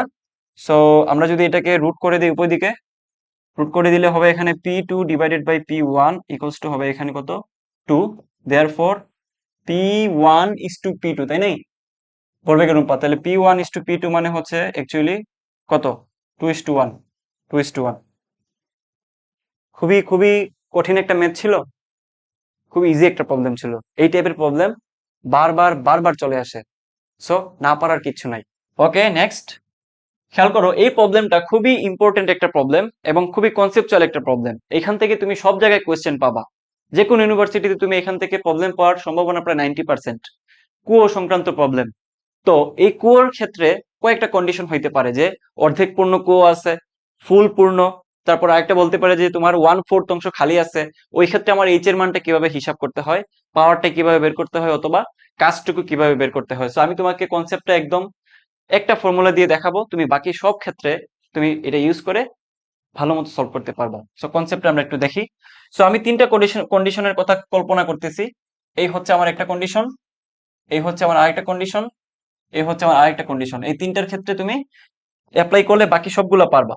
সো একটু খেয়াল করো, এইটার ক্ষেত্রে তার এখান থেকে এখানে যে দূরত্বটুকু এটা হচ্ছে কি এইচ, তাই না? তাহলে এটাকে আমরা বলবো সিম্পলি এইচ পরিমাণ তার গভীরতা আছে, তাই না? তিনটার ক্ষেত্রে কিন্তু সেম। এখন কন্ডিশনটা কি ছিল? কন্ডিশনটা আমি বলছিলাম যে এটার ক্ষেত্রে মনে করো যে একদম ফুল পূর্ণ আছে, এটার ক্ষেত্রে অর্ধেক পূর্ণ, আর এটার ক্ষেত্রে মনে করো যে তোমার 1/4 অংশ খালি আছে। এই হচ্ছে আমার তিনটা কন্ডিশন। এখন আমরা যে তোমার ওয়ার্কিং প্রসেসটা বের করি যে W equals to M G H, তাহলে এই এইচটাই আমাদেরকে এখানে ডিফারেন্সটা করে দেয়, তাই না? এই এইচটাই আমাদেরকে বের করতে হয়, মানে গড় সরণটুকু আমাদেরকে নিতে হয়। সো প্রথমটার ক্ষেত্রে একটু খেয়াল করো, কেজ ওয়ান, আমরা যদি এটাকে C1 দেই, C2, C3, তো কেজ ওয়ানের ক্ষেত্রে একটু খেয়াল করো, কেজ ওয়ান। এখন মাথায় রেখো কেজ ওয়ানের ক্ষেত্রে এইচটা কিভাবে বের করবো আমরা? এই যে উপরে যে পানিটুকু আছে, জাস্ট একটা ফর্মুলা, একটা ফর্মুলা, কষ্ট করে দেখো, উপরে যে পানিটুকু আছে মানে একদম মাথায়, একদম তোমার ডুবুডুবু করে পানি আছে কুয়োর ভিতরে, এই পানিটুকু বের করতে আমার যে সরণটুকু যাবে, আর একদম নিচের পানিটুকু মানে কি, একটা গ্লাসের মধ্যে মনে করো পানি আছে, এই গ্লাস থেকে যদি আমি পানিটা বের করতে চাই, তাহলে উপরের পানিটুকুকে আমার অবশ্যই বের করতে হবে, প্লাস একদম নিচের পানিটুকুকেও আমাকে বের করে নিতে হবে, তখনই তার সম্পূর্ণ অংশ খালি হবে, তাই না? তাহলে এই ক্ষেত্রে একটু খেয়াল করো তো, উপরে যে কণাটা আছে, পানির কণাটা, তাহলে উপরের পানিটাকে তুমি যদি বের করতে চাও তাহলে সরণ কতটুকু হবে? ডেফিনেটলি এখানে কোনো সরণই নাই, কারণ পুরাটুকু পূর্ণ অবস্থায় আছে। তো আমরা গড়টা নিব জাস্ট, তো প্রথমটার ক্ষেত্রে হবে 0, উপরেরটা। নিচে দেখো একদম নিচ থেকে যখন আমরা পানি উপরে তুলবো তাহলে কতটুকু যাবে? এইচ পরিমাণ, তাহলে প্লাস এইচ, যেহেতু গড় নিব জাস্ট 2 দিয়ে ভাগ করব। ওকে, তাহলে আমরা যদি কেস 2 এর কথা চিন্তা করি, কেস 2, তাহলে এটার দিকে একটু খেয়াল করো, এখানে কিন্তু অর্ধেক অবস্থায় আছে, তাই না? তাহলে এটুকু হচ্ছে আমার h/2, এটুকু হচ্ছে আমার h/2, তাই না? তাহলে আগের মতো ফর্মুলাটা একদম ইজি ফর্মুলা। কি খেয়াল করো তো, এখান থেকে যদি আমি পানি বের করতে চাই, তাহলে এই উপরের অংশ থেকে পানি এখানে বের হবে, প্লাস একদম নিচের অংশ থেকে পানি পুরাটুকু পার করে দেন বের হবে, তাই না? তাহলে টোটালি এখানে সরণটুকু কি হচ্ছে? তাহলে এইচটা হবে এখানে, একটু খেয়াল করো তো, এখান থেকে যখন আমি পানি বের করতে চাবো তখন তার যাওয়া লাগবে কতটুকু? h/2 অংশ। সিমিলারলি এই অংশটুকু থেকে যদি আমি পানি বের করতে চাই তাহলে তার সরণ কতটুকু হবে? পুরা H plus H divided by 2। That means এখানে কি হবে? 3h ডিভাইডেড বাই কত? 4। 3h divided by 4। আমি কি বুঝাইতে পারছি? একদম পানির মতো সোজা। দেখো পানি আছে অর্ধেক পরিমাণ, তাহলে আমি এটাকে যদি সম্পূর্ণ পরিমাণ খালি করতে চাই, তাহলে এই উপরের পানিটুকু সরণ হবে h/2, প্লাস এই একদম নিচের পানির কণাটুকু বের করতে আমার দূরত্ব অতিক্রম করা লাগবে পুরো h টুকু, তাই না? তাহলে আমার পুরাটার সরণটুকুই হচ্ছে আমার অ্যাকচুয়ালি এখানকার h। তাহলে আমরা কেস 3 এর ক্ষেত্রে থিঙ্ক করি। তোমরা একটু পোজ করে নিজেরা একটু করার চেষ্টা করো। কেস 3 এটার ক্ষেত্রে কি হবে খেয়াল করো তো। একটিক ছিল হচ্ছে তার h/4 অংশ খালি, তাই না? তাহলে আমি এখন ইউজ করতে পারি কি দেখো তো, h ইকুয়ালস টু আমরা বলতে পারি এখান থেকে পানিটা বের করতে গেলে আমার যাওয়া লাগবে h/4 অংশ, h/4 অংশ, প্লাস এই নিচের অংশটুকু থেকে পানি বের করতে আমার যাওয়া লাগবে অ্যাকচুয়ালি h পরিমাণ, তাহলে প্লাস h ডিভাইডেড বাই 2। গড়টা বের করে নিলাম, তাহলে আলটিমেটলি এখানে হবে 5h ডিভাইডেড বাই 4 দুগুণে কত 8। এই হচ্ছে আমাদের আলটিমেট যে সরণটুকু। বুঝতে পারছি? বুঝছো? কঠিন মনে হয়? বাকি সব ক্ষেত্রে তুমি এই ফর্মুলা ইউজ করে সুন্দর মতো কুয়ো সংক্রান্ত যত প্রবলেম আছে ইজিলি সলভ করে দিয়ে আসতে পারবা। এডমিশন এটা খুবই খুবই গুরুত্বপূর্ণ একটা কনসেপ্ট। সো আমরা প্রবলেমটা সলভ করি। আমাদেরকে বলছে কি যে একটি পানিপূর্ণ কূপের গভীরতা ও ব্যাসার্ধ যথাক্রমে দেওয়া আছে এটা আমাদেরকে প্রথমে দেওয়া আছে গভীরতা, দ্যাট মিন্স এইচ এর মানটা দেওয়া আছে। আমাদের দেওয়া আছে কিসের মান? এইচ এর মানটা দেওয়া আছে 10। তারপর দেওয়া আছে ব্যাসার্ধ কত, আর এর মান দেওয়া আছে হচ্ছে কত 2 মিটার, 2 মিটার। তারপর দেওয়া আছে পাম্পের অশ্বক্ষমতা, এটা হলে কূপটির পানি শূন্য হতে কত সময় লাগবে, মানে মিনিটটা বের করতে বলছে, তাই না? তো যদিও এই প্রবলেমটা তোমার একটু ক্যালকুলেটর টাইপ, তাই না? বাট তুমি থিঙ্ক করার কিচ্ছু নাই। পরীক্ষার হলে টিচাররা এমন ভাবে মানগুলো সেট করে দিবেন যেগুলো তুমি হাতে হাতে বের করে ফেলতে পারবা। আচ্ছা, হয়তো এখানে অশ্বক্ষমতা না দিয়ে জাস্ট তোমাকে মেইন যে তোমার ওয়ার্ডটুকু আছে ওইটা দিয়ে দিবেন, সো তোমার ওই ক্ষেত্রে কিন্তু ক্যালকুলেশন করাটা ইজি হবে। তো আমরা কি জানি, নর্মালি আমরা জানি পাওয়ারের ক্ষেত্রে সূত্র ছিল P equals to W divide by T. তাহলে আমাদেরকে টি বের করতে বলছে, তাই না? তাহলে টিটা আমরা এদিকে নিয়ে আসলাম, ডাব্লিউ বাই পি। এখন খেয়াল করো ডাব্লিউ মানে কত, mgh ডিভাইডেড বাই কত, পি আছে এখানে। তো আমরা একটু আগে দেখছি যে একটা কুয়োর ক্ষেত্রে কি ছিল, এখানে কি বলছে যে একটা পানিপূর্ণ কুয়ো, তাই না? এটা পানিপূর্ণ কুয়োর গভীরতা দেওয়া আছে, তাহলে পানিপূর্ণ মানে হচ্ছে এই যে প্রথম যে টাইপটা ছিল এই টাইপটা, তাই না? তাহলে এখানে জাস্ট হচ্ছে h/2, এখানে আমার এইচটা হবে কি h/2, জাস্ট এখানে হবে এই এইচটা হয়ে যাবে h/2। তাই তো, আর কোনো ডিফারেন্স আছে? আর কোনো ডিফারেন্স নাই। তো যেহেতু এখানে আমার এম এর মানে মানটা দেওয়া নাই, ভরটা সরাসরি দেওয়া নাই, সো আমাকে একটু বুদ্ধি করে বের করে নিতে হবে।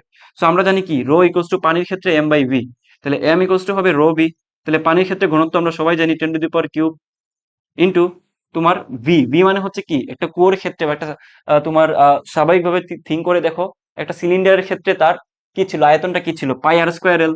তাহলে পাই ইন্টু আর স্কোয়ার এল, তাই না? তাহলে এলটাই তো হচ্ছে তার উচ্চতাটুকু, তাই না? তাহলে আর স্কোয়ার এইচ হবে।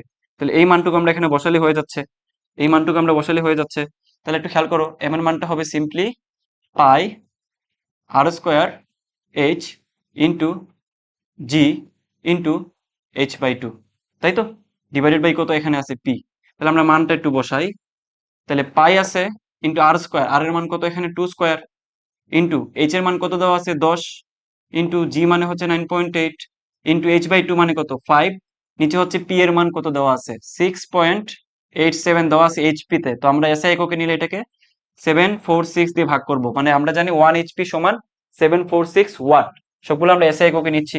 তাহলে এটাকে ক্যালকুলেশন করলে, যদি একটু হাতে হাতে ক্যালকুলেশন করাটা এখানে একটু টাফ আছে, সো টেনশনের কিছু নাই, পরীক্ষার হলে টিচাররা হাতে হাতে যেগুলো করা যায় ওগুলাই দিবেন। তো এটা বের করলে আলটিমেটলি যেটা হবে আনসারটা চলে আসবে অ্যাকচুয়ালি সেকেন্ডে। তাহলে সেকেন্ডটাকে যদি আমি 60 দিয়ে ভাগ করি তাহলে চলে আসবে মিনিটে। তো এটা চলে আসবে অ্যাকচুয়ালি 20 মিনিট আনসার, যদি ঠিকঠাক মতো বের করে থাকো আর কি। তাহলে আনসার হবে 20 মিনিট। ওকে, নেক্সট দেখো এই প্রবলেমটা যেহেতু আসছে দুইবার। কি বলছে, একটি মোটর মিনিটে এত কেজি পানি 100 মিটার উপরে তুলতে পারে, মোটরটির দক্ষতা দেওয়া আছে 70%, তাহলে এর ক্ষমতা কত হবে? তার মানে দেখো এখানে আমাদের কি দেওয়া আছে, শুরুতে দেওয়া আছে তার একটা ভর দেওয়া আছে, এই ভরের পানিটাকে আমাকে 100 মিটার উপরে তুলতে পারে। তাহলে আমাদের দক্ষতা মানে কি দেওয়া আছে, অ্যাকচুয়ালি আমার ইটার মানটা দেওয়া আছে। তো ইটার ক্ষেত্রে অবশ্যই এই ফর্মুলা অবশ্যই অনেকের প্রবলেম হয় যে ইটা ইকুয়ালস টু ভাই কোনটা নিচে হবে কোনটা উপরে হবে। মাথায় রাখো, আমি তোমাকে যে ফর্মুলাটা দেখাই দিচ্ছি এটা আজীবন তোমার কাজে দিবে, এডমিশনের সব জায়গায় কাজে দিবে। পি বাই পি দেখো, উপরে হচ্ছে যেটা এটা পি ড্যাশ, নিচে হচ্ছে পি গিভেন, নিচে হচ্ছে পি গিভেন, আর উপরে যেটা থাকবে এটা হচ্ছে কার্যকরী, উপরেটা অলওয়েজ কার্যকরী, আর নিচেটা হচ্ছে গিভেন। কার্যকরী বানান হয়েছে কি জানি না। So P dash by P given, okay, তো আমাদের এখানে কি দেওয়া আছে, এত কেজি পানি এত মিটার উপরে তুলতেছে। তাহলে এই যে মানটা দেওয়া আছে, এই মানটা আমরা আমাদের গিভেন মানটা, সো আমরা নিব কোনটা, কার্যকরীটা। আমরা ইউজ করবো অলওয়েজ কার্যকরীটা। কি বের করতে বলছে, ক্ষমতা বের করতে বলছে। তাহলে আমাদেরকে বের করতে বলছে মূলত এই যে কার্যকরী ক্ষমতাটা।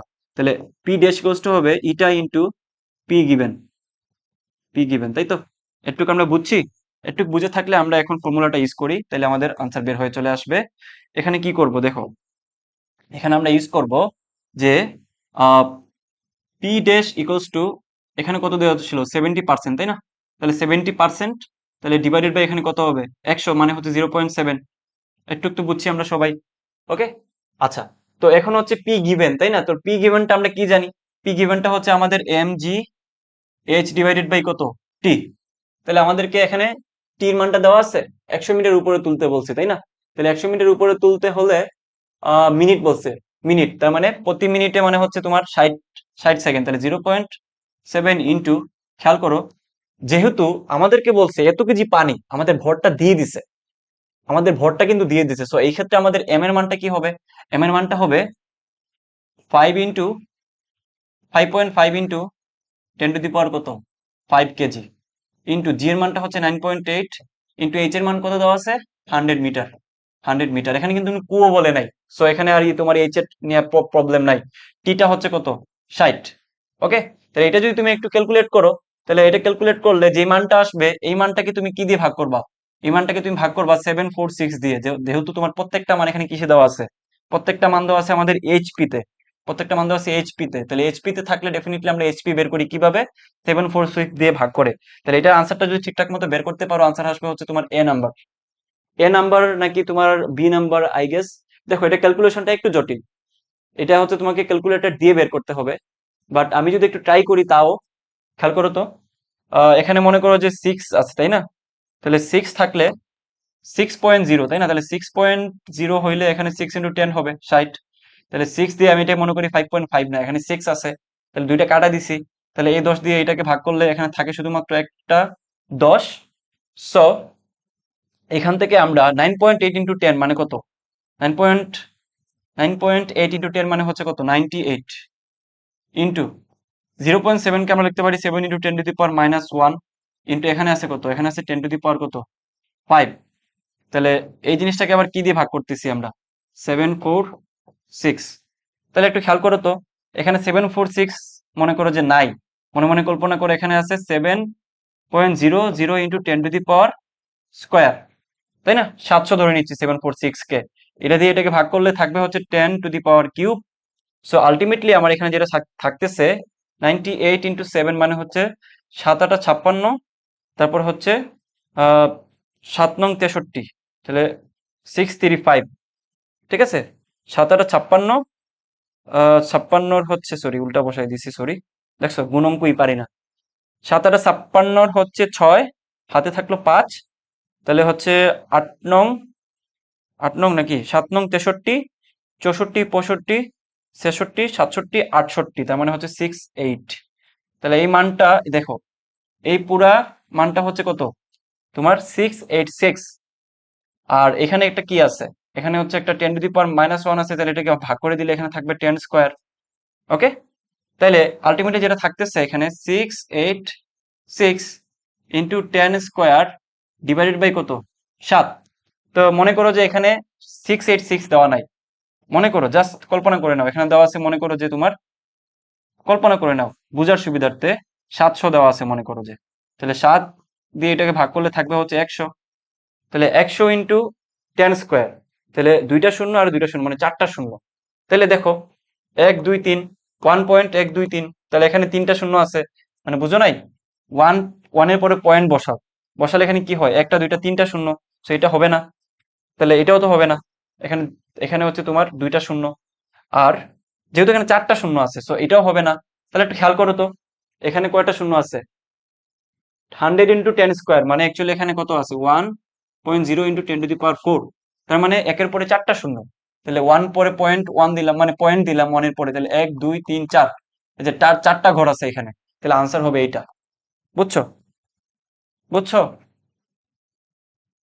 এই হচ্ছে ব্যাপার, মানে ভয় পাওয়ার কিছু নাই।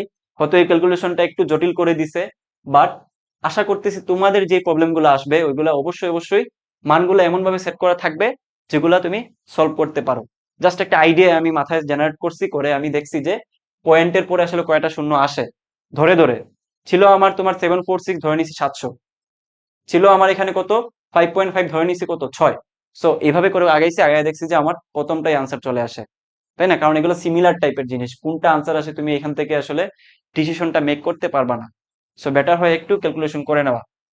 নেক্সট, তো এই প্রবলেমটা কবে আসছে? সিইউতে আসছে 3-4-এ। একটি বৈদ্যুতিক মোটর এত ভোল্টে চলে এবং এর ক্ষমতা দেওয়া আছে। তো যদি মোটরটি 40 নিউটন ওজনের একটি বস্তু 4 সেকেন্ডে 8 মিটার উচ্চতায় উঠাতে পারে, তবে মোটর গাড়িটির দক্ষতা কত? আমাদেরকে দক্ষতা বের করতে বলছে, তাই না? তো অলওয়েজ মাথায় রাখবা, যেহেতু আমাদের এখানে বলছে যে মোটর গাড়িটির দক্ষতা কত, তাইলে আমরা কি জানতাম? একটু খেয়াল করো, আমরা কি জানতাম? আমরা জানতাম মূলত যে দক্ষতা ইকুয়ালস টু হচ্ছে তোমার P dash divided by P given, তাই না? তাহলে পি ড্যাশটাই হচ্ছে আমার কি কার্যকরী যে ক্ষমতাটুকু। সো কার্যকরী ক্ষমতাটুকু আমরা কিভাবে বের করব? যেটা দেওয়া আছে, দেখো কার্যকরী ক্ষমতা এখানে কি বলছে, যে মোটরটি, গিভেন মানটা তো অবশ্যই এখানে গিভেনই আছে, গিভেন কত দেওয়া আছে 120। সো আমাদেরকে বের করা লাগবে যে পি ড্যাশটাকে, তাই না? তো পি ড্যাশটা আমরা এখান থেকে বের করতে পারি। পি ড্যাশ ইকুয়ালস টু হবে কত, ডাব্লিউ ডিভাইডেড বাই টি। তাহলে ডাব্লিউ এখানে কত দেওয়া আছে, M G H divided by কত টি। তাহলে এম জি এর মানটা দেওয়া আছে কত এখানে 40 নিউটন, ইন্টু এইচ এর মান কত দেওয়া আছে 8 মিটার, ডিভাইডেড বাই টি এর মান কত দেওয়া আছে ওজনের একটি 4 সেকেন্ডে, তাই না? তাহলে এখানে হচ্ছে 4, তাহলে 4 দুগুণা 8। সো এখানে হচ্ছে তোমার 80, 80। সো এই মানটা হচ্ছে তোমার 80 ইন্টু 100%। দেয়ারফর এই যে এটা এটা কাটা, তারপর হচ্ছে 4 দুগুণা 8, তারপর হচ্ছে কত 6 দুগুণা 12, 2 দুগুণা 4, 3 দুগুণা 6।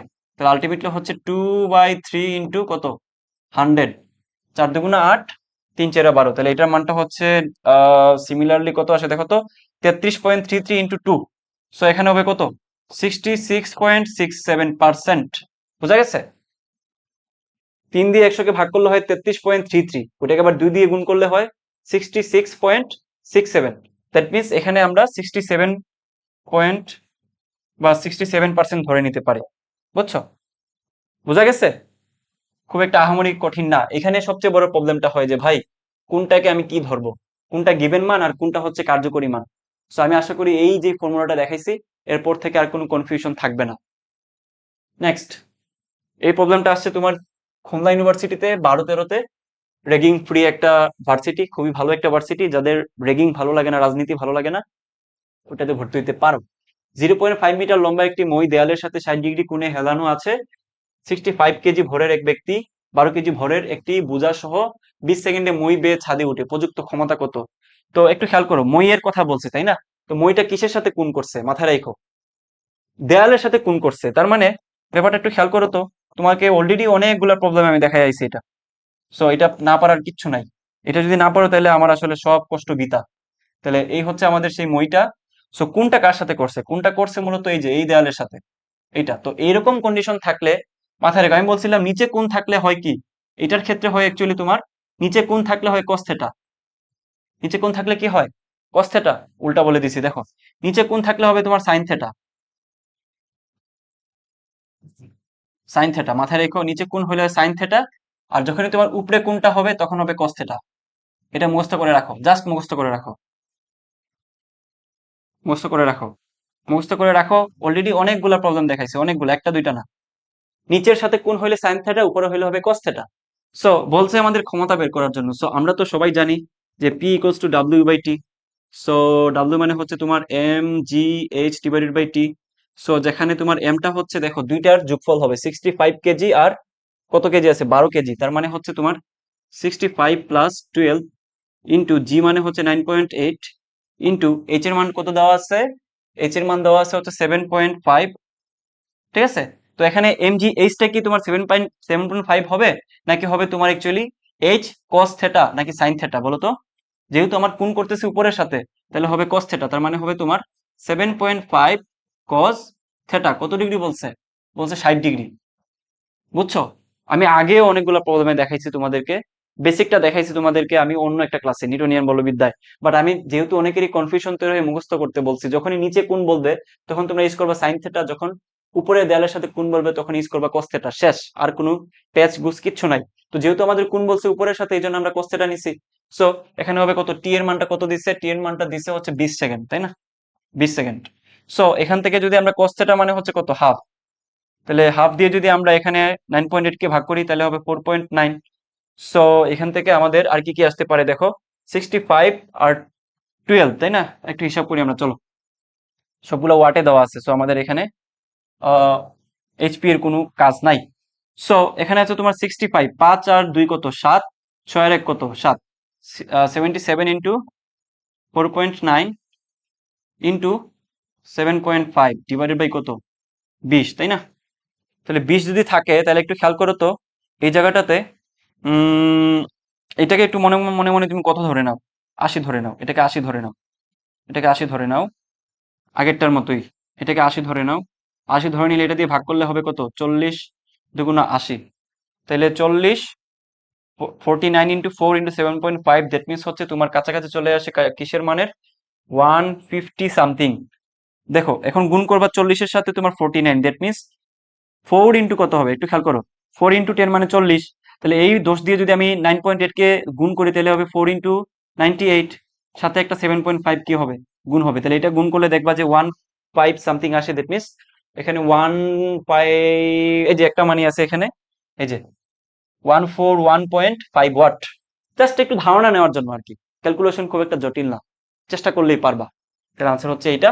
সো দেখো এটা ডিউতে আসছে একটা প্রবলেম, কুয়া সংক্রান্ত প্রবলেম। সো আমি বেসিক যেহেতু দেখাইছি একটু আগে, এই প্রবলেমটা একটু নিজেরা নিজেরা একটু পোজ করে করে ফেলো।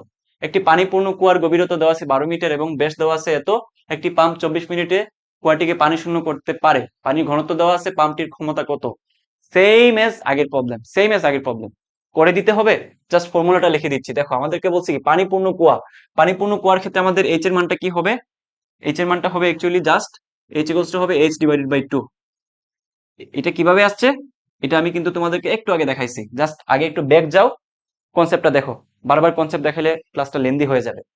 এখন কি ইউজ করবা, আমরা জানি পি ইকুয়ালস টু কি, আমরা জানি যে P equals to W by কি, টি। সো সরাসরি এখানে তোমার এম এর মানটা দেওয়া নাই। সো রো ইকুয়ালস টু আমরা কি জানি, M by B. So M equals to জানি আমরা রো বি। রো মানে হচ্ছে কত, পানির ক্ষেত্রে হচ্ছে তোমার ঘনত্ব 1000, ভি হচ্ছে তোমার পাই আর স্কোয়ার এল। শেষ। তারপর টি দিয়ে ভাগ করে দিবা, সিম্পল হিসাব। ডাব্লিউ মানে এখানে কি, এমজিএইচ। এই এমটা তো আমরা কোথা থেকে পাইছি, এখান থেকে পাইছি। বাকি সব তো সেমই। এই এইচটা কি হবে, এই এইচটা হবে মূলত এইচ বাই 2। এখানে আবার এইচ দিয়ে দিও না। সো এটা তোমাদের হোমওয়ার্ক থাকলো, সবাই আমাকে করে কমেন্ট বক্সে জানাও। নেক্সট, এটা কবে আসছে, এটা যে ইউতে 10-11-তে আসছে, সবই কুয়া সংক্রান্ত প্রবলেম আই গেস। 100 মিটার গভীর একটি কুয়া থেকে ইঞ্জিনের সাহায্যে প্রতি মিনিটে এত কেজি পানি উঠানো হয়। যদি ইঞ্জিনটির ক্ষমতা 42% নষ্ট হয় তাহলে এর অক্ষমতা কত।